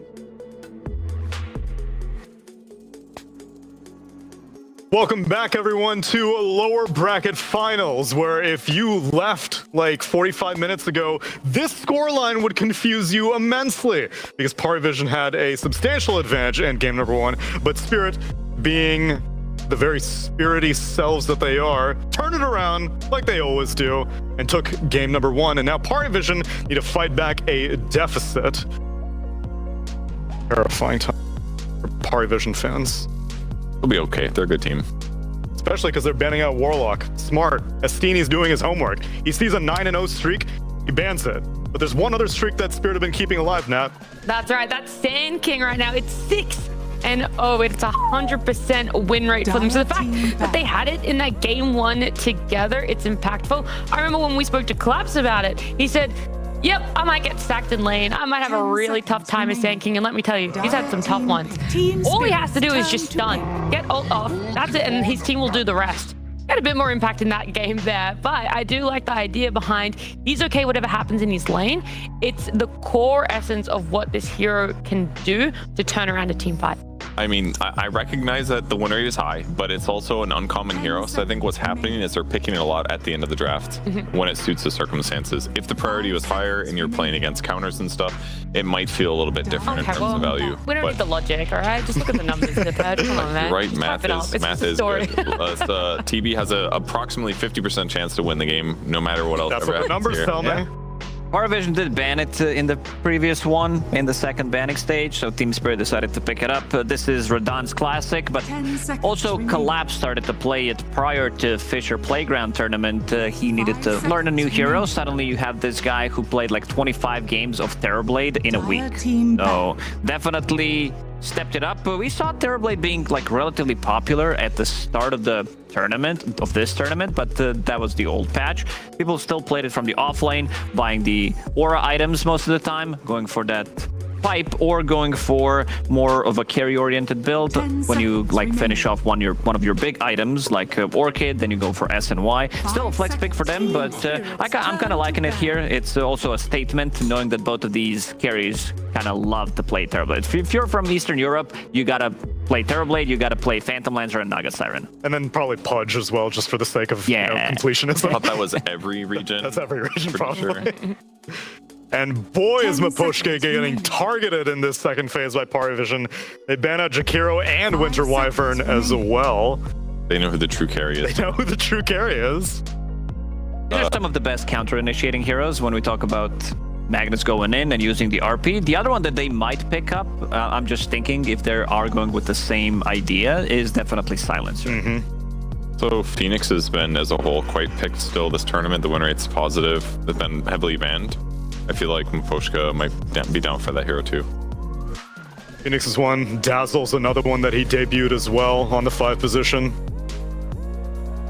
But overall, I was quite impressed with Satanic's performance on the Magnus, so I'm not surprised that Parivision go back to it. Yeah, the hero really just farms stupidly fast with the Mask of Madness build and the Empower automatically just happening because you just get Treads and Mask of Madness and you can jungle anywhere. You control the waves very well. You're just dumping Madstone in your team constantly. You don't need any mana regen items. You are just damage, and it's just, and then you buy utility, and then you're really tanky. It just kind of covers a lot of bases. So if you are playing against a super hard carry like Terrorblade, maybe that guy can match your farm speed. But a hero like Slark got behind because Slark just doesn't naturally have as much farm steroid. So seems like a relatively safe open pick for Parivision as the game continues. And now they can put Spirit under the gun. Did Spirit just burn like a minute and a half of reserve time on this second phase ban just to conclude, yeah, Darkseer, that hero is pretty good, we should get rid of it? I think maybe they wanted to talk about if they were willing to go all in on Parry Vision, having Magnus as their carry again, right? Because in the last phase, they banned as a Satanic hero. They banned out that PA. This time around, they get their hands on the Terrorblade, and I think you have to question, Satanic's picked PA before. He's come up against us. Are they going to run that mag into the off lane? Are they going to run it in mid, potentially even? Or are they still going to go on that Satanic? And where exactly is the role that could, you know, break apart what our first pick and what we want to build into? And I guess if you're picking a Terrorblade anyway, if it's a flex potential on the Magnus, might as well take out the Darkseer just in case. And now they get their hands on Aru Muerta. And the other thing is that you don't want to pick Darkseer against Magnus. That seems to be the response to pick Mag versus Darkseer, so they had to ban it. Because they're like, well, we know that we're not picking it, so we don't want to give you this strong hero that's first or second pick worthy at the end of the draft. They might as well get out of there now. They're still not showing where this Terrorblade is going. Parry Vision, they will have overall the last pick, so I think at that point they will know. And I could maybe see that the some of the Satanic's more popular heroes that he loves to bang out, some Naga Siren, maybe even some Draw Ranger, if it's going to be a good game for it. Right now, Parry Vision keeping things simple. They did go with Marana and Tusk, so these are going to be their support duo, which can be very active early on. You're never going to be lacking damage for killing the heroes. I think 9 Class had a pretty good game in the previous one. It's just that they kind of lost it with the buyback, what happened there, but overall they played the game really well other than that. Yeah, the one thing we kind of glossed over with 9 Class's Tusk is how good he is at playing this hero to save. It's not just trapping, it's not just initiating. The way that he was able to blink in and save Satanic time and time again, you're just like, there is no way we don't want to have this duo for any potential reinitiation from Spirit and you know, lose a core. Even more value now that there's going to be some chain stun on Spirit's side. They pick up a Shaker, though it's not a Shaker into any guaranteed melee mid matchup. It's just a straight up Shaker before you even know where it's going to be going. And they do round out their support duo with that Phoenix. A lot of team fight coming out with these two heroes. Shaker is very good at counter initiating and choosing where you want to take the fights. You see Magnus going in, so he can be the one keeping the distance, waiting until Magnus goes in first, or you can be the one initiating as well. So with the Phoenix and Earthshaker, plus their circle from Muerta, this team looking like they have quite a lot of team fight and never going to be lacking any kind of scaling as well. And you can counteract the benefits of the Magnus. All you have to do is anticipate where he's going to RP 6 seconds ahead of time. Piece of cake. Just get or worst second, you respawn and Sunray the 4 of your teammates and be like, you guys suck, but I'll save you. It really builds morale. No, I like the 6-second foresight more. Yeah, you're definitely going to need that one. Magnus sees and he's like, do I RP now? He's supernova. I should, right? I have to. They're all clumped up. And he does it. Yep, exactly. It's another point that I will give for Satanic. This is yet another archetype of carry to be disciplined on when to jump in, and he was handling it quite well. And now we get a sniper on the board. Now, was there a reason you flinched when the sniper got picked? You have personal experience in pubs? No, I mean, yes, but not that. When we were hyping up No One's Tango, we have to do the same thing for his sniper. But he's confident in picking this one, assuming it's going to be an Earthshaker in the mid lane as well. That's not necessarily true. Collapse has played Earthshaker in this tournament too. So Team Spirit having really good flex, that Parry Vision's impact of the 18th pick may potentially just fall short. It might not be that gotcha. It might end up having a really tough game. There was one more flex also. A lot of teams were final phase banning out Phoenix against Laurel. So a mid lane Phoenix is also a possibility. All these question marks. So regardless, most of those heroes Sniper should do pretty well against, and they're confident that the mid laner's already on Spirit's board because now they're banning out Collapse offlaners. They take out a Dawnbreaker, and Spirit, they ban out a Dazzle. Ooh, yeah, I could also see maybe some Tidehunter sneaking in for Parry Vision, just to give them that extra bit of a team fight as well. This is one of the hardest heroes in Dota to kill in general, especially after the recent changes to his Kraken shell, where you can be the counter initiator waiting for them to jump in. And DM loves to play the hero. Gets taken out of the pool. Spirit are equally afraid of the Tidehunter, and they ban it out.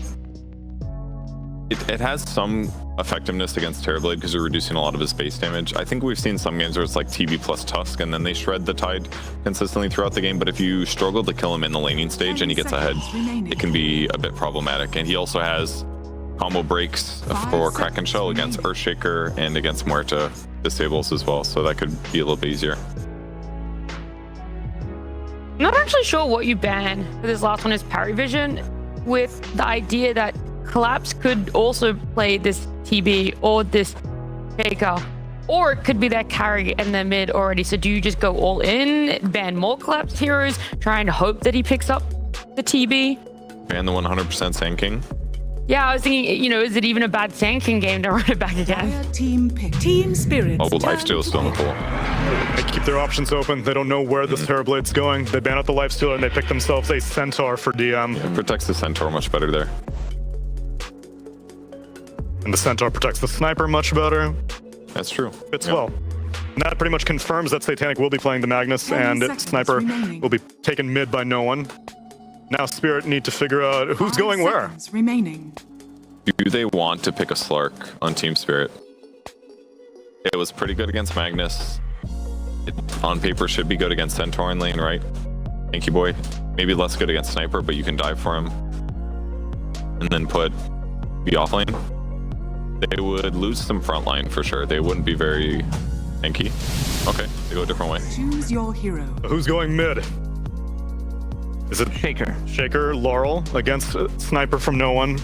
Radon will be playing the carry Morphling and Collapse will indeed be playing the off lane at Terrorblade against the safe lane at Satanic Magnus. The damage on Paravision is very physical oriented. Like they don't have that much diversity in nuke type. Maybe no one's gonna go like a Maelstrom plus a Revenant's Brooch, but it makes me assume that Morphling, who has really high armor, is just not gonna take that much damage. You in this have game. two of the heroes that have the highest armor in the game. You have Terrorblade and Morphling. Most of your damage is going to be physical.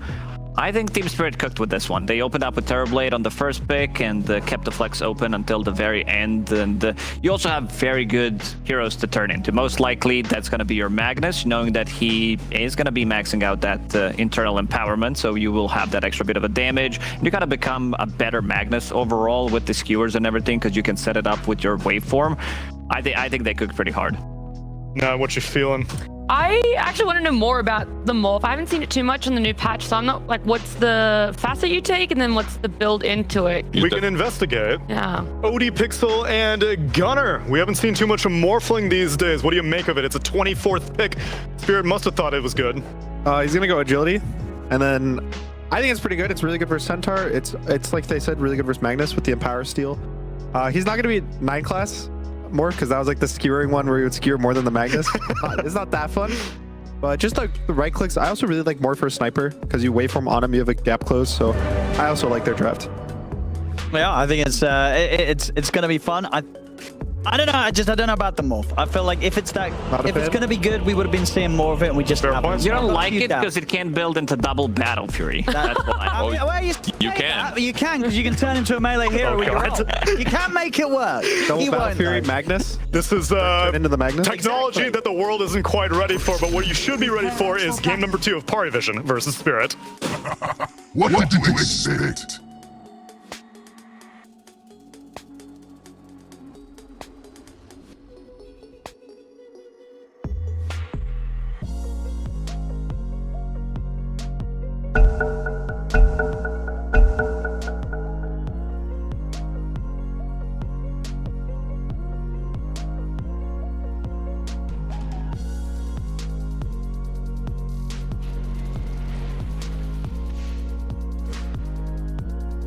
And we go straight into the action here with game 2 as we're looking at a first blood opportunity as Lars been caught out and he's gone. First blood for Ducalis.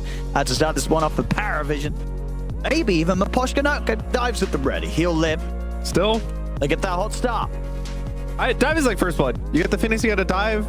He's useless level 1 in the lane. The heroes are already a bit weak in the lane, so yeah, huge win for Pari. Who got the first blood? It was Ducalis. So not a crazy one, but Shocking. first blood's a first blood. So what do you make of this? Were you sort of surprised seeing that morph come out, or is this something that does, as you say, make a lot of sense because of what you're looking at, the sniper and things, the gap close? I think I was a bit surprised, but with the bans that they did, I thought it was pretty good. I thought Lifestealer was good, but it got banned. Dawnbreaker for offlane was good, but it got banned. And so they kind of wanted a hero that's either mobile, that can jump the sniper in the backline, or an offlaner that kind of also provides that. Oh, no one. Ooh, nice shards. Because what is what are the biggest threats for the Morph in this sort of game? You know, what is he actually scared of? Nothing really. I would say mid-late game, Morph actually is susceptible to physical damage due to the fact that you kind of like shift into strength, right? As you have to like tank up and tank up. And as you're going to strength, you keep losing more and more armor. So you actually, when you're low health, are really good for physical damage. And then you start being worse and worse and better versus magic is like the pretty interesting thing about Morph. So in this game, eventually he'll just die in an RP if he gets RP'd and then the sniper's hitting him. But pretty much for the first, I don't think he's gonna die the first 30 minutes of this game. Sure. That's a late game thing. Because you're looking at this lane setup and more Phoenix. That's a pretty secure duo down here. Pretty safe lane. Yeah, he should just free farm. Maybe he's not gonna stomp the centaur early, but when he gets his like treads is the big timer for Morphling. Treads level 4. That's when you're completely fine. The big thing is Miposha doesn't have his W, so that's this like really big window for Pari to have a lot of impact between all of their... Oh, Miposhka. He has dive. He's just baiting as much as he can. He's baiting a lot. Living on the edge there, Miposhka. He does have dying light. Might go if he's crazy. Can tango up and maybe look at it. He just needs level 2. The second he gets level 2, sure, 9 class can die. Top lane. Get the trade there. Titanic trying to step up. So obviously can't threaten collapse too much underneath the tower. Looking around the other lanes, the mid lane so far. Oh, a little bit of a lead, but very close off the back of these last few waves. Yeah. And well, this is something that, as the levels come in, what you expect the sniper to be able to harass the Shaker out of the lane? Like, or does it never get that bad? It usually doesn't get that bad. Shaker's one of these like really good heroes at securing lanes stable, because you have every W is 2 last hits to secure, because you'll get one with the aftershock damage, then you'll get one with the right click, even a deny. So more often than not, you just end up losing these lanes very slightly. I think that it's not going to be anything crazy here. If he gets ganked by like a Tusk, yeah, it's going to get really bad for Lara, really gross. But in a 1v1, maybe like 55-45, just like a slight sniper advantage. There's definitely way worse matchups that sniper just crushes. Radiant's courier has been killed. Yeah, I'm excited. I want to start with the Collapse TV. I really like this hero as an offlaner. I think its whole like design is super cool. You have either a save ult or just like this aggressive ult used on the enemies, and he scales really well into a core, but you also can play him as this tanky hero. People will buy pipe on him. This game is a really bad pipe game, so they're not going to he's probably not going to buy it. And just like your ability to farm the map and be aggressive always seems good when your offlaners can end up being the second carry in this day and age. Definitely something we've seen Collapse do on this role, on this hero. Many a game. This is not a great Hairblade reflection game though. There's no cores that really jump out. I guess the sniper, it's decent verse because it'll just kind of kill himself. But like Magnus, a lot of his damage comes from Empower, so that one doesn't really work. So it's more. I think he's just gonna end up being 2 carries for the side of Team Spirit. 9 class. Just looking to see if there's a chance to maybe help out, get a kill in the mid. Drop the shards, but a bit too deep in lot. Not going to get grabbed by this.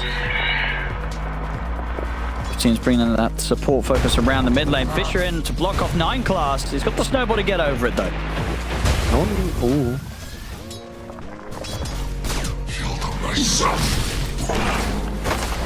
Top lane.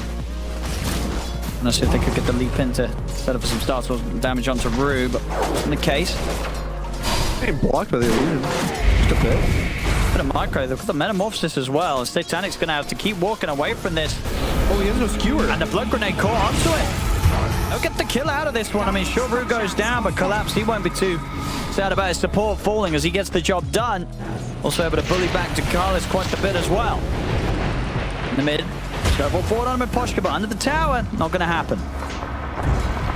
And 9 Class will take a lot of damage from those spirits on the way out as well. Miposhka can stick around, soak up some XP here under the tower, whilst Lal heads back to reset his health and mana back up. You can read on top. They know that he doesn't have skewer, because I guess he used Q on the wave, which is, again, most Magnus carries aren't really even going for the shockwave at all. So just good read to take the go. I thought they were just kind of like having fun with the harass and just trying to bait out a skewer, but easy kill. Lanes are very different than the last game, especially Satanic's lane. He's losing to this Alpha Terrorblade by about like 200, 300 gold. Maybe it changes. They're going to see if they can get the kill opportunity, but the skewer doesn't connect. Collapse, he's got backup coming in. The snowball forward, dive across. He's Collapse. tanky. He's able to survive through this. Can try and stand his ground and punch back at 9 Class. Collapse will finally fall. But it does cost them the 1 life in return. See if Paravision can try and turn it into more. They're looking to jump in, close the gap on Miposhka. It will manage to bring the Phoenix down as well. So the move works out, and they get things looking a little better now for Satanic on this top lane. Yeah, definitely a much needed kill. Also, bot wasn't there. 9 Class is kind of just leaving his lane. He's going mid, he's going top. There's no really big lane pressure bot into this Morphling. So you're going to see DM's able to free farm, and Radon's also able to free farm. They're just going to have like super high net worths on the bot lane, and the supports are going to be trying to do as much havoc as they can between mid and top. Last time to fall behind quite a bit. It's not going to be a super quick blink dagger this game unless they can get some stacks going for him. Let's look at a DM. DM's super low. You don't want to chase this. Yeah, Radon's going to give it up. He doesn't want to waste any time on that, especially with DM having potential backup. 9 Class was around. No one was ready to offer up an assassinate hit if required. Yeah. Top lane collapsed. Pushing forward pretty fast. They're going to turn towards him with the shockwave and the skewer. And deep with the sniper coming in to help out. An easy kill, but no one to peep. Good reads. Just constantly killing the Terrorblade. He's not tanky in 2v3 situations. In 2v2 situations, he's really strong because he has super high armor. And he kind of can play around your HP at a low number. But when you bring in this third hero, it just too much damage for Terrorblade to kind of survive. Unfortunate one there for Radon as well. Had his courier coming out with a Morbid mask, was coming straight across the wave, so DM's just able to idly take it out. So no mask for Radon for a little bit. What's with Team Spirit and kind of losing their the couriers? They keep losing big ones. There's the Radiance last game, now his Morbid mask. This one's not as bad. That's true, because he's full HP, right? Yeah. At the moment, so he's not too... And he's not getting pressured by any heroes. Yeah. You can farm the exact same speed with or without it. Yeah. You'll just sit around like 50% HP instead of full. Is under attack. Or just a funny... Maybe it's a hard strategy. They're intentionally thinking, all right, guys, how do we kill every single courier of Team Spirit? Probably not, though. I don't think that's a... You never know. Dire's bottom He never told us about killing courier. Well, Radiant's middle there's like tower Weaver. is under You attack. talked to Leos about... Oh, yeah, I mean, if you got a Weaver... It's different. The bottom DM. It's able to get the Stampede off.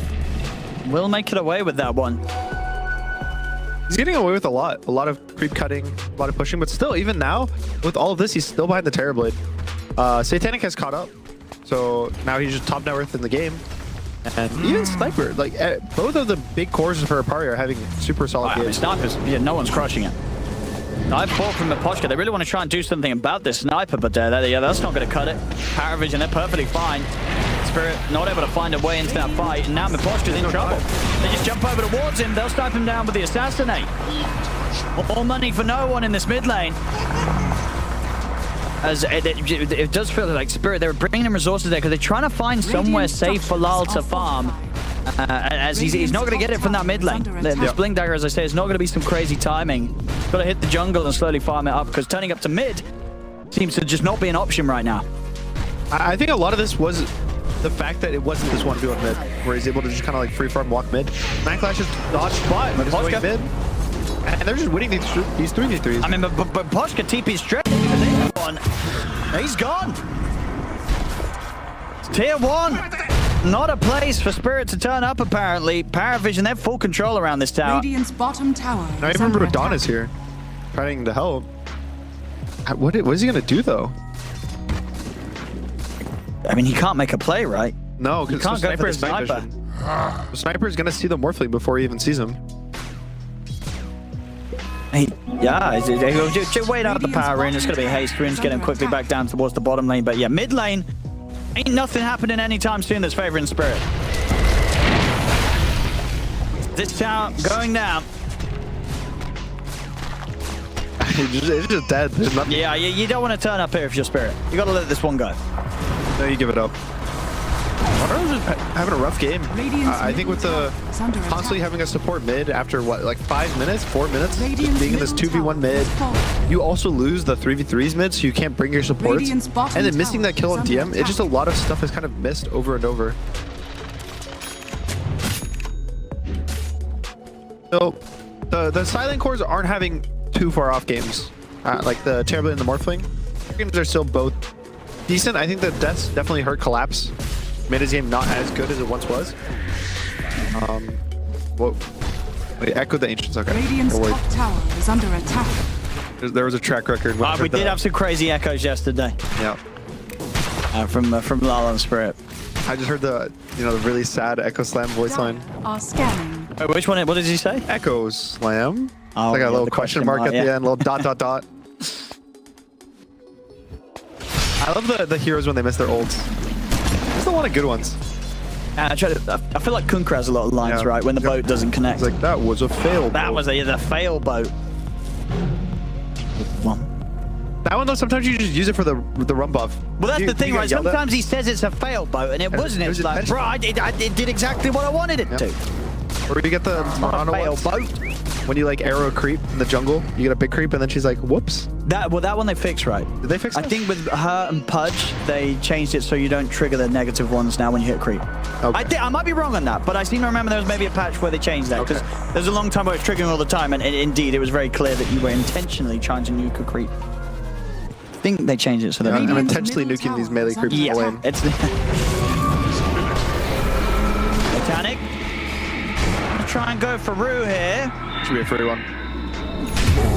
Indeed, we'll get it. You was no Well, does have an invis, but of course Echo's still on cooldown. Might manage to find the setup. Sentry's down. Yeah, they know. So this invis is not going to catch them by surprise. Collapse still trying to push forward. Radon is here. He really wants to get involved in some action. There's pretty much as soon as he turns up, he's leaving. Knows that nothing's going to happen up there. After it was clear that they were aware that Lowell was making moves with the invis. Radiant's courier. They need to has find a been good killed. place to fight. This bot turn is not it though. Radiant's bottom tower has fallen.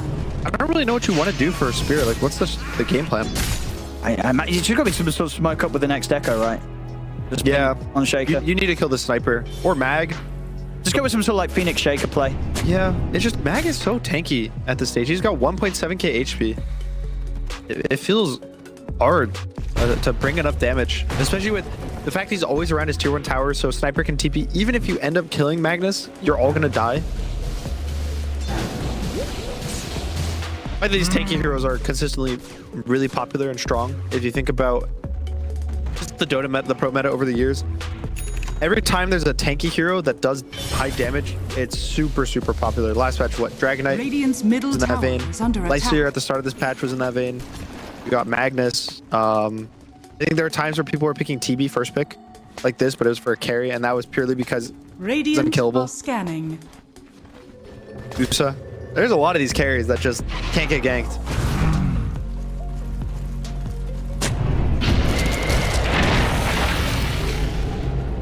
Smoke soon to come to an end.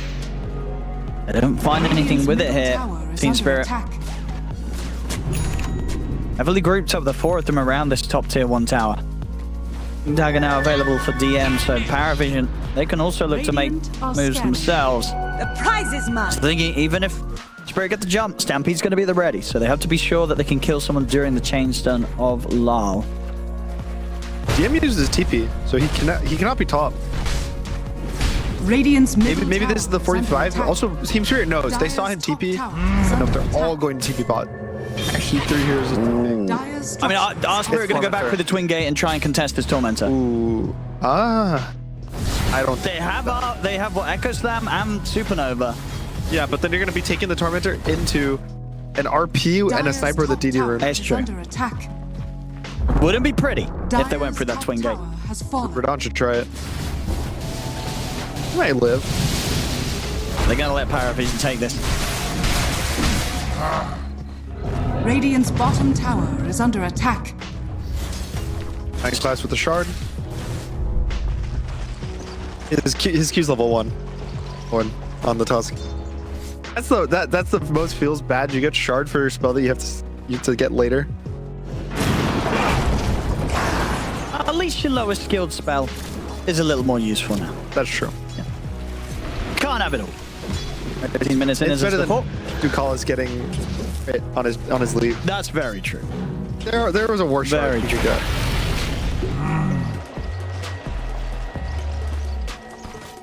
Spirit. 7k lead. I didn't even realize. Yeah, it's building up.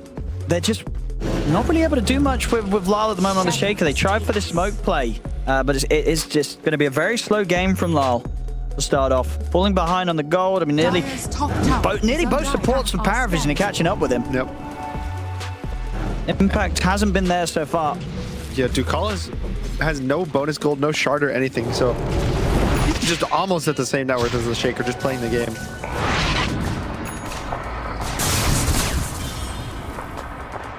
They need to get a fight going. This game, I think, is harder for Team Spirit to come back in than the first game.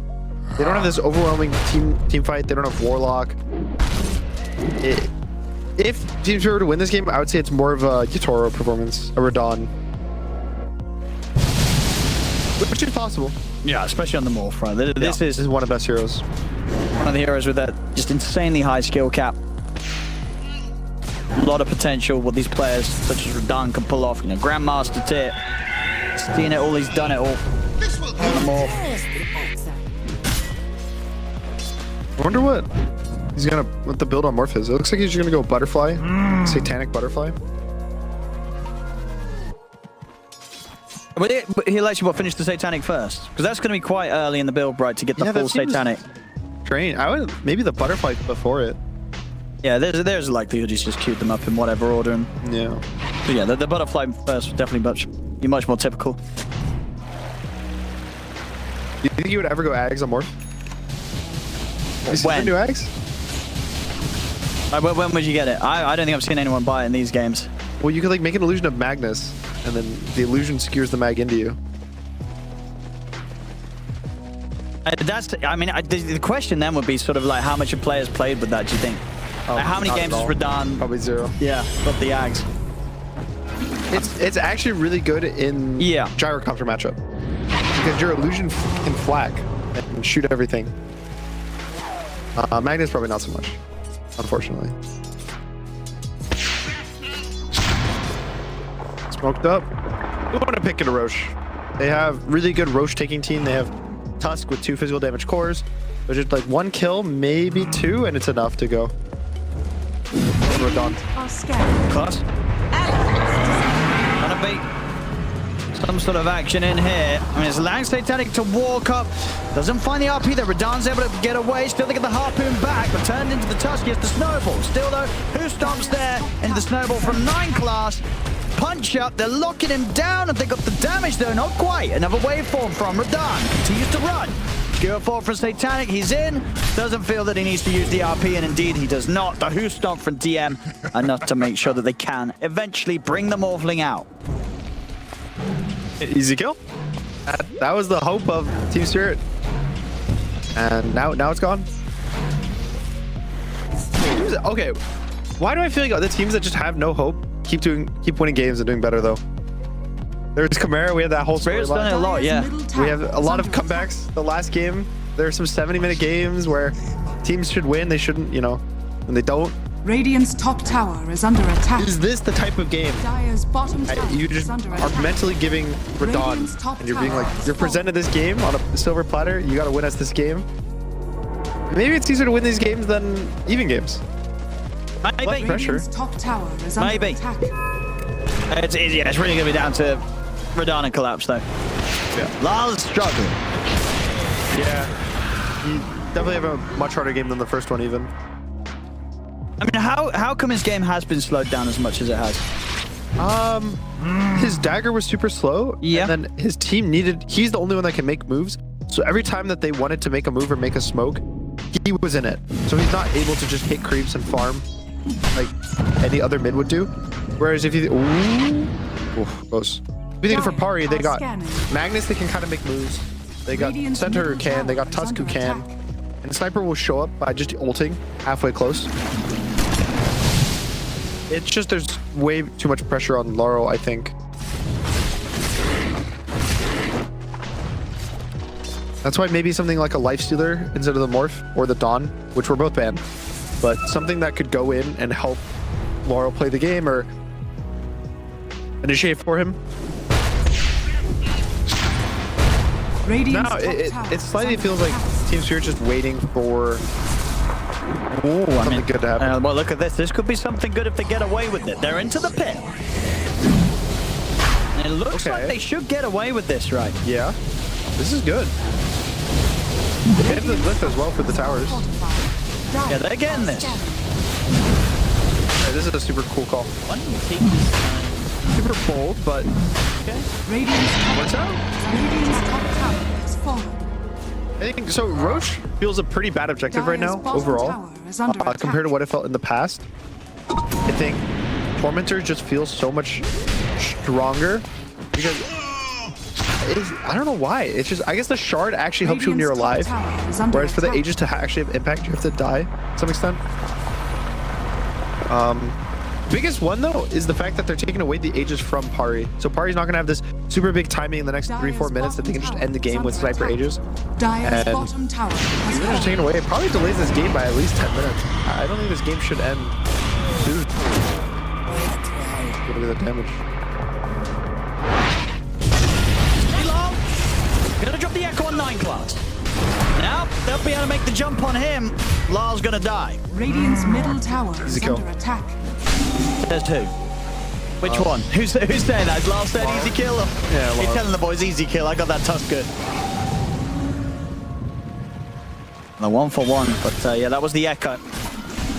Fortunate as well, though, still that level 1 Echo, so not even there. They're slightly 10 seconds short to level 12 as he was that close. How much XP was he short? 10 XP short to level 12. Unfortunate. Ooh, okay. What have we found? That's a bad bug that Radon did not know about. He can't Bug! We don't have bugs in this video game. Wait, what was going on? What did he do? So because of Yep. the facet that always applies Empower, Yes. you can't empower yourself and then turn into Morph and keep the Empower. Yeah, but that's not a bug, though. That's a... is that feature or bug? It's a bug because normally You don't get the fastest when you turn into someone? You do. Oh, there you go then. That's a feature. So it's a feature. That's gonna be a feature. Oh, is that a feature? What, no one dying like that? Yeah. Well, that's, yeah, collapse. He'll be happy with that one. He's ready to carry now if he's able to kill off the sniper in such fashions. But no, that's a feat, because obviously when you're Radani, you turn into the Magnus. You will be empowered when you are the Magnus. Correct. But the whole point of this matchup is that... Okay, hold up, there might be a fight. Oh, no, they just wanted to get away from Radani, I think. Yep. You empower yourself, and then you turn into the Morphling. No, for sure. Yeah, And then you keep the empower as the wall. Yeah. But now he can't.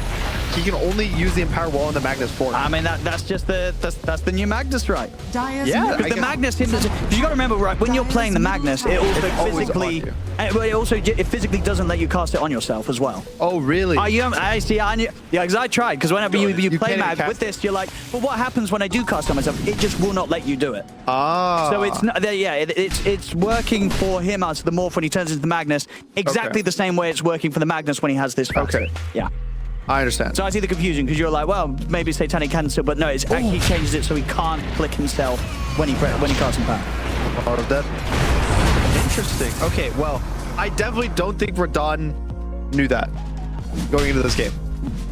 There is definitely, I absolutely. If you have, because has Radon played much Magnus carry himself? I want to say I don't think so. Because it's one of those, yeah, I don't think he has. So indeed, it's one of the things, indeed, you only really realize when you play it. You're like, oh yeah, Like, it Yeah, makes sense because what would it do anyway if you couldn't power yourself because you're always empowered? But you would maybe think that maybe that wasn't added, so it actually stops you from being able to cast on yourself. But it has. When you play, you can't. He played cast. one Magnus game today, 4 hours ago. Oh, there you go. So he knows. So he knows. But maybe there's also the chance when you're playing the motion, like, well, maybe the code doesn't work, so it also stops me doing it. Anyway, on the high ground event, we're gonna find DM. Okay. The more we're talking about this, I think Park just keeps throwing every time we're not paying attention. So Noah goes down, and then DM goes down. The game is just getting closer and closer. Oh, yeah, it is. I mean, this is the thing, right? You cannot write Spirit off. Call us. Okay. There's another one. You can't write Spirit out, especially for anyone that's watched Game 1, right? They know. Yeah. They're like, it doesn't matter what sort of gold lead Paravision has. Like, Spirit, they're absolutely still in it to close it up. 5k gold lead, that is nothing. Spirit do not care whatsoever. They're ready to just come at them with the outplays we saw from them in Game 1. Radiant. Yeah, definitely. And now the Tormentor's up, so they're gonna... This lead, what was it? It was like 8k, 7k, 8k is now just gonna go down to 2. Has been And again, super good morph game, scaling to the game. Slightly less good as to what I thought it would be. Yeah. But still, a very good morph game. And there's other heroes he can turn into. I would say at this point he probably realizes to not turn into Mag because it's kind of useless. Centaur, just having the stun, you can start the cast animation during the waveform and just like stomp while invulnerable. It's really good. Even the Tusk, just for like save, for tag team. And he might also turn into Mirana. I was going to say for the elite, for the attack speed. For the crit now, with the shard. Yeah, the both of them, right? The attack speed bonus to the crit. That's probably the best one. Yeah. Yeah, I'd agree. We'll see if he does go for the Mirana if he gets the chance. It's hard though. It's very easy for Mirana to... He's already morphing. The punch up. Do they have enough damage to take him out? Ooh, they don't. Radan's out. Larson gets the echo up onto the both of them. So now it's got a little bit messier. Look at the skewer back on the Collapse. They drop the RP onto That's everything though. And Poshka still got the dive away. So he's fine. Just end up being the 1-for-1. The smoke. It's there in time. Stops the Radiant's assassinate. middle tower is under attack. And they didn't want to use the RP. I think if he RP's Radon there, he might just die. Yeah, because they don't have any ways to get him out of the RP. We'll see it again here. Definitely had. So he's Mask of Madness on Satanic. I think he was Mask of Madness the whole time. He was. I'm pretty sure that looked like boosted attack speed the whole time. So he just didn't have the option to get the RP off towards the end of the other stuns because of that self-silence. Can happen sometimes. Yeah. You got to be careful with those Mask of Madness usages. This is Void players. Oh, I've been there many a time, yeah. Yeah. Feels good on Magnus though. That I really like Magnus. Like the whole item build feels good. You're really tanky. He's also going for a Revenant's Brute this game. I think Sniper might as well, which is very good item versus Morph. Yeah. Panel talked about how they don't really have mixed damage for Pari. They're all physical. So just getting this little extra magic damage crit built in to help you kind of ignore the Morphling armor is just really nice. Dire are scanning.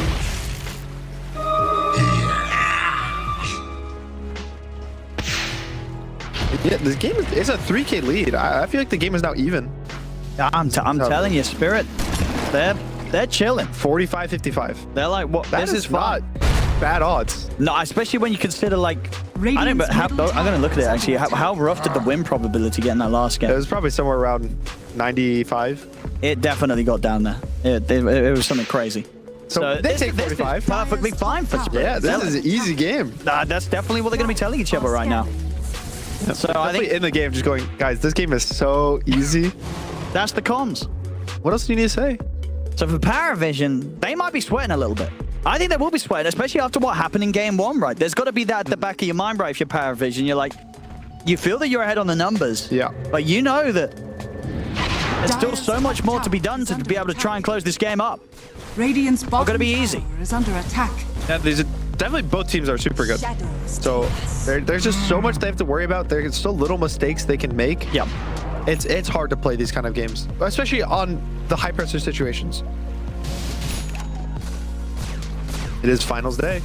It's the most important day of every tournament.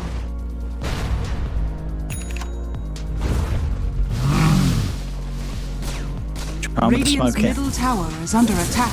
It's coming to an end. Won't get the chance to jump. I don't think they'd force it.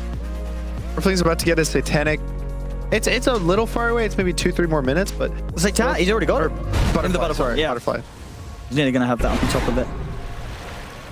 Radahn in a great spot. Radiant are And scanning. Lali is recovering. Level 15. He's got his core items, the blink and the axe. Yep. Gonna go for a BKB. His game is never really gonna get good. I think usually when your game suffers early game, it doesn't really get better or fixed. And I feel like that's kind of okay, right? Because you have an offlane TB. So Yeah. it's like there's already two cores. This is Terrorblade and this Morph that want to be cleaning up the map. So you usually just sort of sit back a little bit in a game It's like okay for him to be at pause 3. Yeah, Like, absolutely. It's very comfortable. Ooh, he doesn't kill no one here, right? He's waiting. Solo? No, it's not going to be enough. If he's on the... Oh. Nah, there's no way, dude. 2500 HP. I'll do that solo. Maybe, I mean, even if it's level 3 Echo, I'd still have doubts. Sure, if you're able to chase him for like 2-3 enchant totems, maybe. Yeah, if he even doesn't then, have a it's team. unlikely. Needs a +1. Hooked up. Yeah. Gonna get the jump. Now their hand has been shown. They can look to strike back here, Spirit. Smoke up Dire's themselves. top tower is under attack. Cross on the high ground. They're gonna jump in. Lyle jumps out. Gets scared. I'm just baiting. Spirit just want to start the fight off, I think, on even footing, where they're not getting jumped instantly. So seeing, you know, maybe Laurel, either they get the jump or just like these like kind of poke fights are better for Spirit, where Pari, I think, just want to commit with like a Centaur jump. They protect their sniper or they protect the Tusk jump. I think like a very stable fight suits Pari way more than it does for Spirit. Just because of the mobility Spirit's cores have between the Morphling and the Shaker. Dire's top tower has fallen. Radiant are If scanning. Pari protects no one, he will kill everyone. He is still super strong in this game. He only has that one death. Look at this wrap. Oh, dude, I just thought of the big brain play. I'll tell you in a minute. Dire's middle tower very is under exciting. attack. Okay, I'm excited. Yeah. We'll see, because we might get a fight. It's a little here. tense right now. Yeah, we might get a little jump. Dire's middle tower Here has two's fallen. taken. DM's looking. Dire's middle tower is under attack. Oshka's still hanging very close. Yeah. They don't have vision upon him. And they're all out. Okay. What's the big brain plan? The big brain plan. Yeah. It's going to go back to something we were talking about earlier. Okay. Aghanim's Morph. Okay. You get the strong hero illusion, then he can empower himself. Can empower himself. That's true. There you go. So he's spending 4,000 gold for an empower. For an empower. Yeah. Because then you may, yeah. If this is a 60-minute game, we'll see that. Yeah. The only, okay, again, the only thing that sucks is the other thing that was cool about this matchup is so Magnus's empower is 50% stronger on himself. Oh, that's true. So when Magnus, Yeah, that's okay. the reason why I cared so much about this interaction was because usually when Morph would turn into Mag, it was considered empowering himself. So he'd get like the full. Sure. Yeah, no, that wouldn't. Yeah, It wouldn't work. it wouldn't work. The Roshor is so cool now. I like the new Rosh animations. They added like I think they should keep buffing Roshan. They should make it a Every raid boss. every time Roshan gets buffed, the game just gets better. Yeah. More Dire's buffs for top Rosh, I tower think. is under attack. Just start having like fire breath or something. You should start doing something where, like, if Radiant are someone scanning. gets near the pit on their own, he grabs them and he doesn't let go unless the team comes to rescue them. Yeah, they have to get He just stuck. holds a hero hostage. Are they taking damage or they're just there? They're just there. He just said, you gotta go save them. Guys, help. Roshan's got me. Oh, here we go! Oh, in with the Echo, the blow up 9 class. Body kick to the side there. Hero? Is that enough to go for Roche? They kill one hero, you take the Roche? You get no. away with this? No, Pari's gonna take the jump, and he's by. They gotta take the jump soon. Here we go. There's the buyback. Trapdoor's giving vision. I'm trying to get position to get the jump. The shots out onto the side. Satanic, he's getting in. Goes in with the skewer. Oh, it's a beautiful one. Excellent angle there for Satanic. It's the 3-man RP, but Radani's healing up. They couldn't quite kill the Morphling off. He's got the waveform as well to get back to safety. Lara looking to step in, fish it down across the middle of there. So much. Satanic. He's getting focused by Collapse. Collapse has still got the luxury of the Sunduck, and the Sunduck didn't really do much. He ends up sundering target that had the same HP as him, but it's all good. He's still cleaning up Collapse with the damage that he's doing. Who cares about if the Sun does whiff? It's not even necessary. It's a dieback from 9 class. Look at that. Now straight to the Roshan pick. Collapse. He's ready to help. Well, okay, they're still going to be a bit careful because Satanic might jump them again. He's low. Collapse. He's going to stand in position to sort Roshan's of moving. hold Paravision away. Don't get grabbed. Scanning.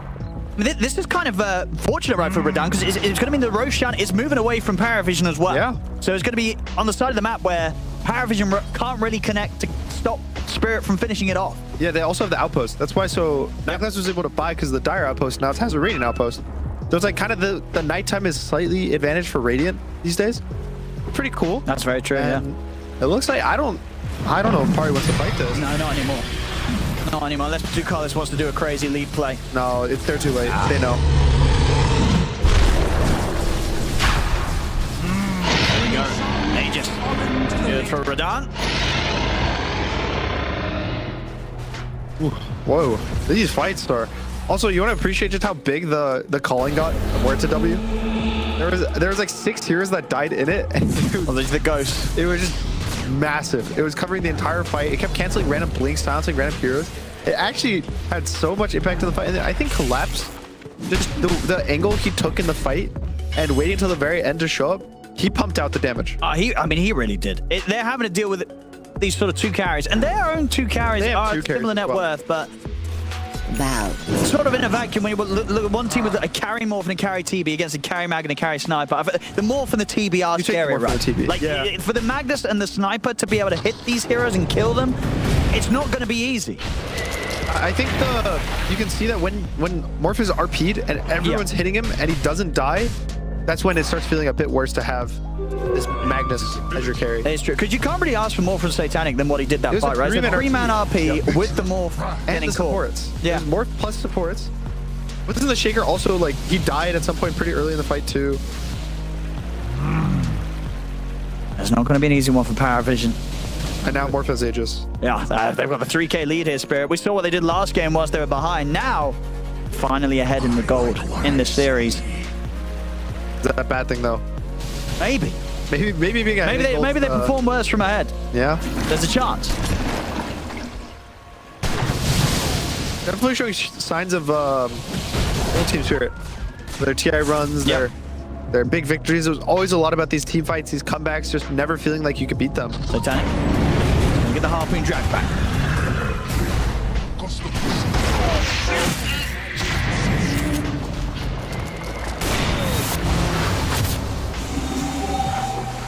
I can tell Radon's just sad. He can't With the empower himself. Yeah.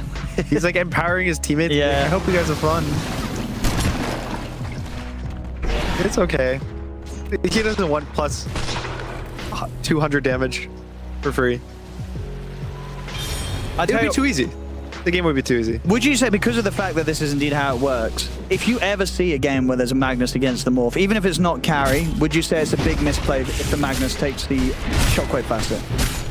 Like, is it that way? Maybe. Even if you're not carry, you do not It might be allow worth the it. Morph to have the chance to Yeah, self-empower. I can see that. It's almost like when Shaker Morph was a really popular combo.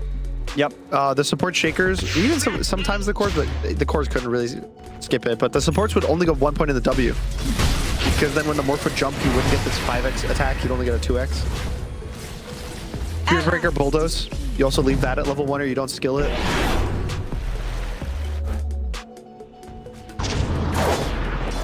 Radiant are scanning.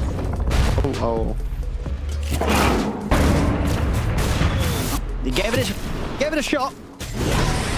He does have collapse. Oh, but the bouncers away in the Stampede. They're going to be fine. In fact, Lar's in trouble now. He's just dead. Okay. Well, the dance turned up. See if he's able to get anything in return. He gets the shrapnel out, but no one's in with the Dukes. Coming in across with the outpost. They're going to be able to get the jump on towards Radan. The other comes in as well. Radan's gone. The one step, the Aegis gone. They have gets the RP. Satanic's ready for round 2. He's in. RP, it's in there perfectly. The Starstorm comes into there. No damage, no crap. Comes in with the Sunder. He's able to get Radahn back up to a decent position. Hell, Radahn, he can stand his ground and fight back now. Courtesy of that play from Collapse. No one scrambles away with the remainder of the BKB. He's on the run. Radahn, he'll turn to DM, blows up the Centaur. Punch up from 9-class, holding Maposhka back. Maposhka's caught by the stun, but he's alive. They couldn't finish him. Dakalis is leaping forward, trying to get the job done. But Maposhka will finally die to the shockwave of Satanic. But Radahn is surviving throughout it all. As Collapse gives Radahn the wings he needs to fly there in that game. I think they could just take racks with no buys. I mean, I think so, right? That's just a Magnus. Yeah. Satanic, of course, without the RP, it's on cooldown. Radahn, he's all you need now to hit the base. Middle tower is under attack. Okay, triple That's a lot of buybacks. Uh-oh. The skewer back. Oh, that's nice. Radahn. Okay, he needed kills off Dakalis. And now Radahn, he's got the BKB. Satanic, he turns out the wall. Satanic has to get out of there. Radahn, winning. he's diving in for this.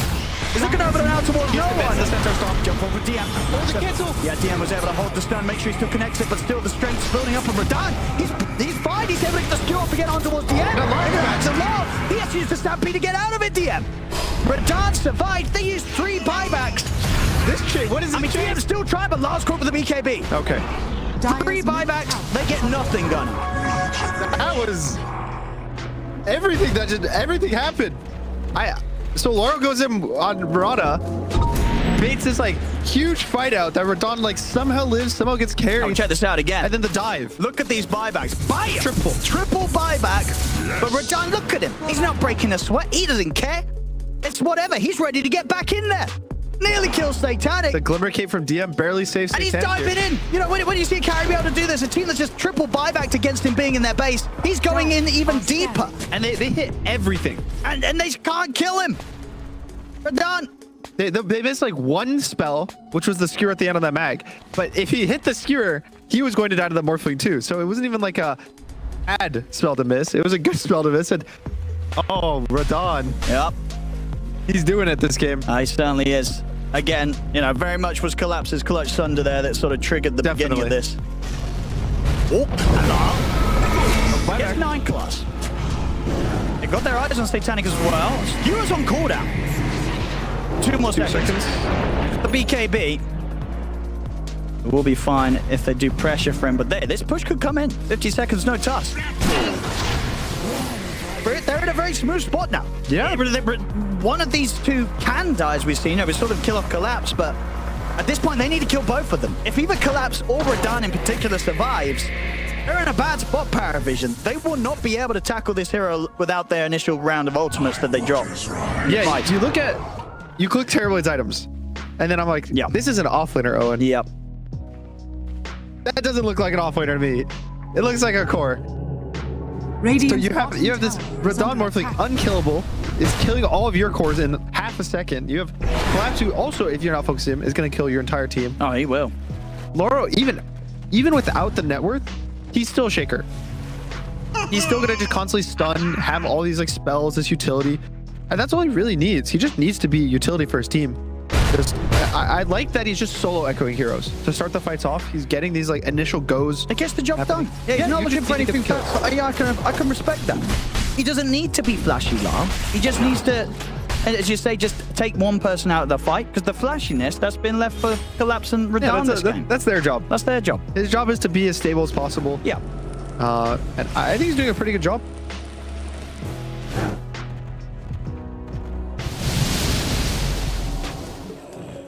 Spirit, what's the next move? Roche starts spawning, so it's gonna just the timer to start spawning is in 10 seconds. Probably waiting for that and seeing where the map goes. They have no pressure. They also have a lot of time until that triple buy. They have 4.5 minutes.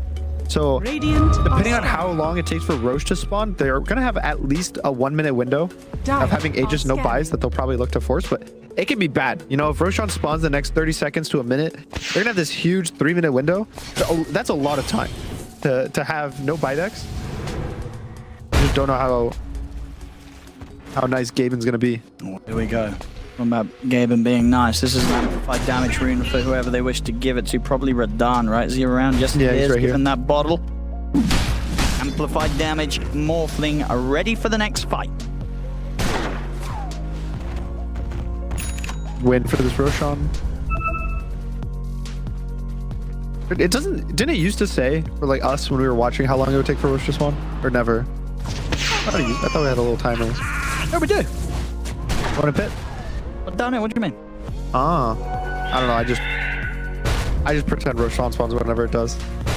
What do you mean? It says on the Roche as well. What are you missing? No, because the timer at the bottom left is like within. Like it'll spawn at least at 152. Oh, It's you're not- it right. will Oh, this spawn. lies. I've been trusting that. No. You're So, right. so Okay, that's it's that's actually what lying. players see in the game now. I think it used to say it will spawn at this No, time. indeed, for as an casters, observer, right? we would get yeah, as that's what I precise mean. timer. You're right. You're right. And now we see what Yeah. the players see, which is I see. this is like the window of it to spawn. Yes. But you still work out the maths, right? But, you have to be able to read clocks. I think that's That's it. not my generation. Yeah, that's what is this circle? That's a clock? Oh, 9 o'clock. It is right. Wait, no. So That's 11 it's o'clock. 11 o'clock. Well, it's Okay. like 10:45. 10:45. We're gonna get the roast respawn. Here we go. Smoke time. T-Spirit.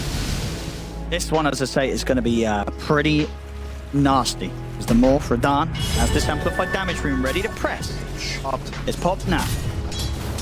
You gotta remember. So Pari needs these fights to be very like clean and staticky fights. So they need their sniper to stand still in place, Sure. right click, and then Because they do have fair damage, right? They've got the ice. yeah. This whole game has been pretty fine for Pari. They've been ahead for most of even behind. I think they're fine, just in terms of taking these team fights. Whereas Spirit love these like weird fights where heroes are going in and going out, random thunders are happening. Stay with the confusing stuff. Pari needs some boring fight. Roshan is probably a realistically perfect fight for Pari. They have vision from shrapnel. It lets their snipers sit on this high ground outside of the pit. Illusion.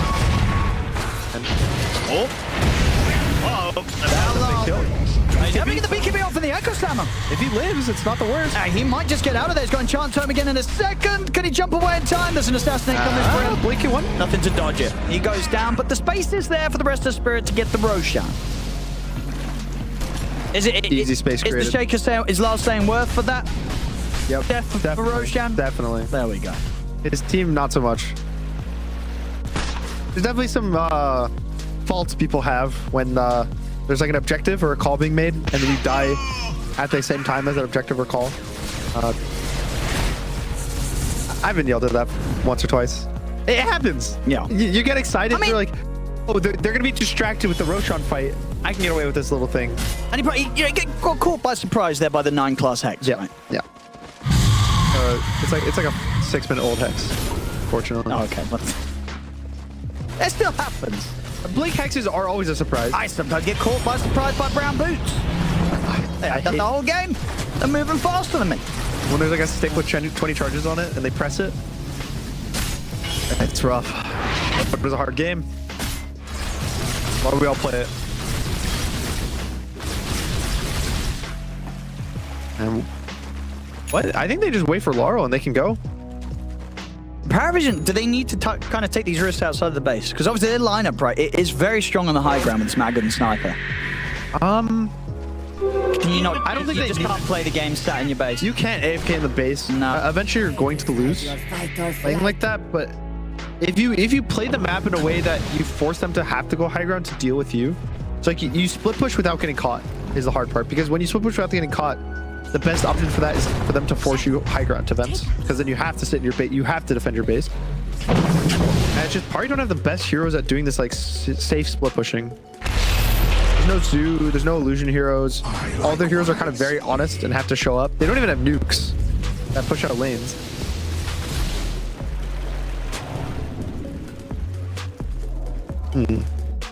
You hit the RP stun duration on Magnus at 25. What do you think about going Empower damage? I feel like the Empower might is more. I'm not sure. I don't know, I feel like 10% just always sounds very It's low. uninspiring, yeah. It is 15% for Magnus himself. Is that like more inspiring? Or is 15 still not a good number? I guess it's just when you're going this refresher, right? You know you're going to go refresher, so that 0.8, it's 1.6, you know what I mean? Yep. 2 rounds of the RP stun. That's true. I just worry that And you need more. Because you. Like, he does need stuns. What's going to do more damage, right? Having 15% more damage on your right clicks, or being able to hit the morph for 1.6 more seconds? Like it's simple maths, right? Maybe. Yeah, they're ready for the high ground. They don't want to leave the base. They want them to come to them. How much of a percent increase of the stun duration is 0.8? So It's hard to say, but then you're also thinking sniper, getting a bit more damage. He's only getting 16 damage Radiant are scanning. from the extra 10% in power damage. That's the thing. I think that, like, the end of the day, the longer Yeah, stun stun rate. equals more Usually damage stun rate. that they're going to be You taking. didn't like the Sven stun the other day. smiles upon me. But what's the option with Sven? It's 1 second longer stun or 50% more damage. Yeah, that's 50%. It's not 15. This is 15. People get that confused all the time. What do you mean? 15 and 50. And then you got on It's 2 about the people. That's same. 25. That's nowhere near 50%. Then 3, you put it on Centaur. 35. Pretty close. No, not 50. Oh, okay. Actually, 10%. It's like, yeah, if they want me to buy that, they got to come at me with a better deal. Sure. I'm not buying 10%. I mean, okay, it is a 4.3 second stun per RP. That's 8.6 seconds of stuns with this refresher. That's what I'm saying. If they can't kill Radon in this amount of time, Yeah. okay, they can kill him. They can start to get him the once. Let's see if they can do anything second time rounds. Supernova's coming out. They'll just bail out from this. They're happy with claiming the Aegis And the egg. and setting up for the high ground. Because as we saw from Nolan in the old chat, this is where they want to fight. They want Spirit to try and push. They want to set up for the high ground offensive Paravision. They're gonna maybe smoke out, it looks like. Satanic is kind of looking. Now he's got this double RP. Well, Satanic can grab. Dire are scanning. There he is. Oh no, Roof. Let me get the easy kill. For Spirit, they just got to let Rue go. They don't want to fight 4 versus 5. Giving a bit of space for Paravision. But still, stepping out at the base is not where Paravision's in their element. Yep. I mean, they're still fine if they get these like jumps on them where they're constantly being the ones going on Spirit. Sure. And they get to stand still and right-click them. It's just so much easier to do that defending high ground, as opposed to, you know, this like hunting game that they kind of have to play right now.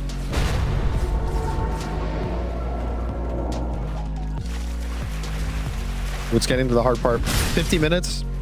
I would say around 50 minutes. It's Dota changes, like around 45 minutes, where it's now just your 5 heroes on the same screen at all times. You do everything together, and every fight can just switch from, you know, you casually jumping a hero thinking it's really fine to 10 buybacks are being forced. You have to constantly be ready at all times. It's really hard to play these games, and Team Spirit had a lot of practice with 70-minute games. I mean, that's why I feel like it. You give them the edge. Yeah, I think you have to, right? And it gets to this sort of state. From what we've seen from Team Spirit. And how are 100 games versus Pari yesterday? They weren't super long, right? They were like normal length games. It was one 52-minute game. It was the one that Pari actually won. Was a 52-minute game. No, what was Spirit against Chimera? They went right? 1-1, right? They lost 1 and they won the 3rd. The Spirit Chimera one. Yeah, and then they won the stomp. Their Spirit stomped game 2, then they won the 80-minute game 3, but they lost the and first they did one. lose a 7. Because the first one was what, 70 minutes? Yeah, but they won 80 minutes, right? They did win the longer one. All right, yeah. so 30 more minutes for Team Spirit to win. And that's when that's prime time for Yeah. Team Spirit. And Pari got maybe the next like 15. Watch those guys. I mean, this game's got that because if you're Paravision, you don't want to take risks, right? Because No. you lose this, you're out. You're already down 1 game, Yeah, this could be it. and then you're out of the tournament. You come 3rd. Nobody wants to come 3rd. Nobody. Nobody wants to come 2nd. You got to win. That's true. We asked all those wanna be a teams winner. in phase 1. Who got last place, and we're like, you guys want 3rd place?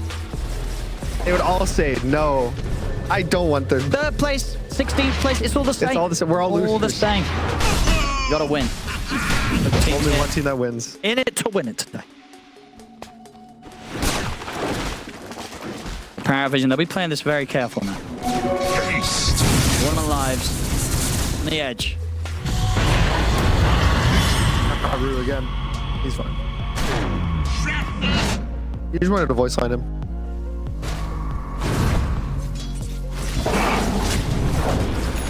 This is also a really funny part for playing with people and like watching these games. You can tell the players get a bit antsy and or bored, or a little bit of both. There's a lot more like the voice lines always stop in the mid game. It's like the laning stage. There's like voice lines, tips. People are gonna all chat it's there, and then it hits this like 15-20 minute mark, and it's a lot of like fighting and constantly going, and so the voice lines and tips kind of like die down in this mid game, and then you get back to 50 minutes, and people get bored again. So you have no one like all chatting like to come end the game. You got these like, I feel like DM just blinked in just to voice line Rue there for fun. They want something to happen, so they're gonna smoke up. It's risky. You don't like these fights with Sniper, huh? Thing is, you just want them to stay high ground? This is the thing, right? If Sniper gets caught, it's a big uh-oh. Yeah, but how late do you want this game to go? You just want it to never end? This could be a long one. If they sit in their base. You know, this is gonna be one of those smokes where if someone gets caught, if one person dies, as soon as everyone's gonna start running. I don't know if one of the teams will full commit. It's so difficult right now. Dude, no one is just walking in first. It is terrifying. No vision. What is this? Okay, as soon as the smoke dispels, he bounces out of there with a grenade. Still. All the workplaces. That was the echo from Lal. Didn't really do a whole lot. He puts the BKB, but he has got the refresher shard, so he's ready with the second one if necessary. And cross towards the walls and look at the Hex. Lal able to get back to the rest of the team. Satanic, however, will get the drag back on Rue. Rue's gone. RP's gonna win. All right, we're Mr. Nolts left, right, and center here in this team fight. This is how it goes in both squads. What did I tell you? You know, one person dies, now they're scared. Oh, I say that. Actually, DM's actually still in. He makes the jump on to collapse. Waiting for the rest of the team to connect. There's the RP from Lal onto 9Class. RP from Satanic. He actually gets the lockdown on towards Radahn. Radahn punched up, taken down. They've killed them all. Vision, they're more than happy with this collapse. He's going to try and stand his ground. He's healing up, but he's dead. Vision Warhol. Spirit. Pochka also going to be going down likely on the way out. The Harpoon drags him back in. Our Vision take the 4 of them. Spirit, they get nothing. That was weird fight. I think Spirit wasn't ready for that. Yeah, Lal's got to be careful as well. I don't think they were expecting just how the fight went out. With how Lara like instantly reacted to the Centaur. Radiant's middle tower is under attack. I mean, they're ready to try and force out some of these buybacks now, Parafish. Yeah. 3 waves coming down the mid. They're looking at the Roshan as well. Tank and Noah will be able to pick that up. And then they'll have nearly a minute. Radiant's There's no Phoenix. More terribly for the defense. Yeah, I think for Spirit, you might even just consider giving up 1 or 2 sides of racks and not being really too pressured. They're going for Lal.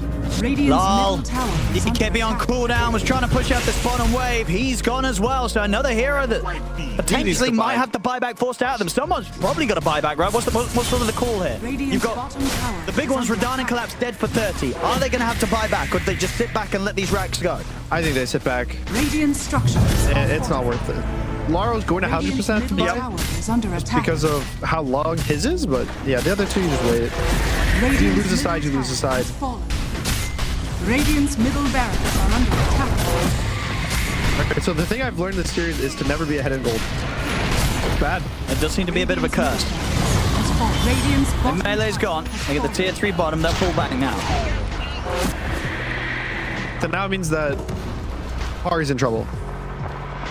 'Cause now Pari's in the lead. Radiant's middle And barracks. Spirit won the game behind. So maybe it was intentional. Like a little strategy. You want to be behind. You want the adrenaline.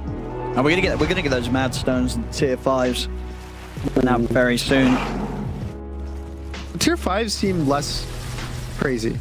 I will agree. Yeah, they're not as like insane. Yeah. They don't feel it's just relative to everything else, and the sort of the already kind of tier 4s with enhancements can be very, very strong. Yeah.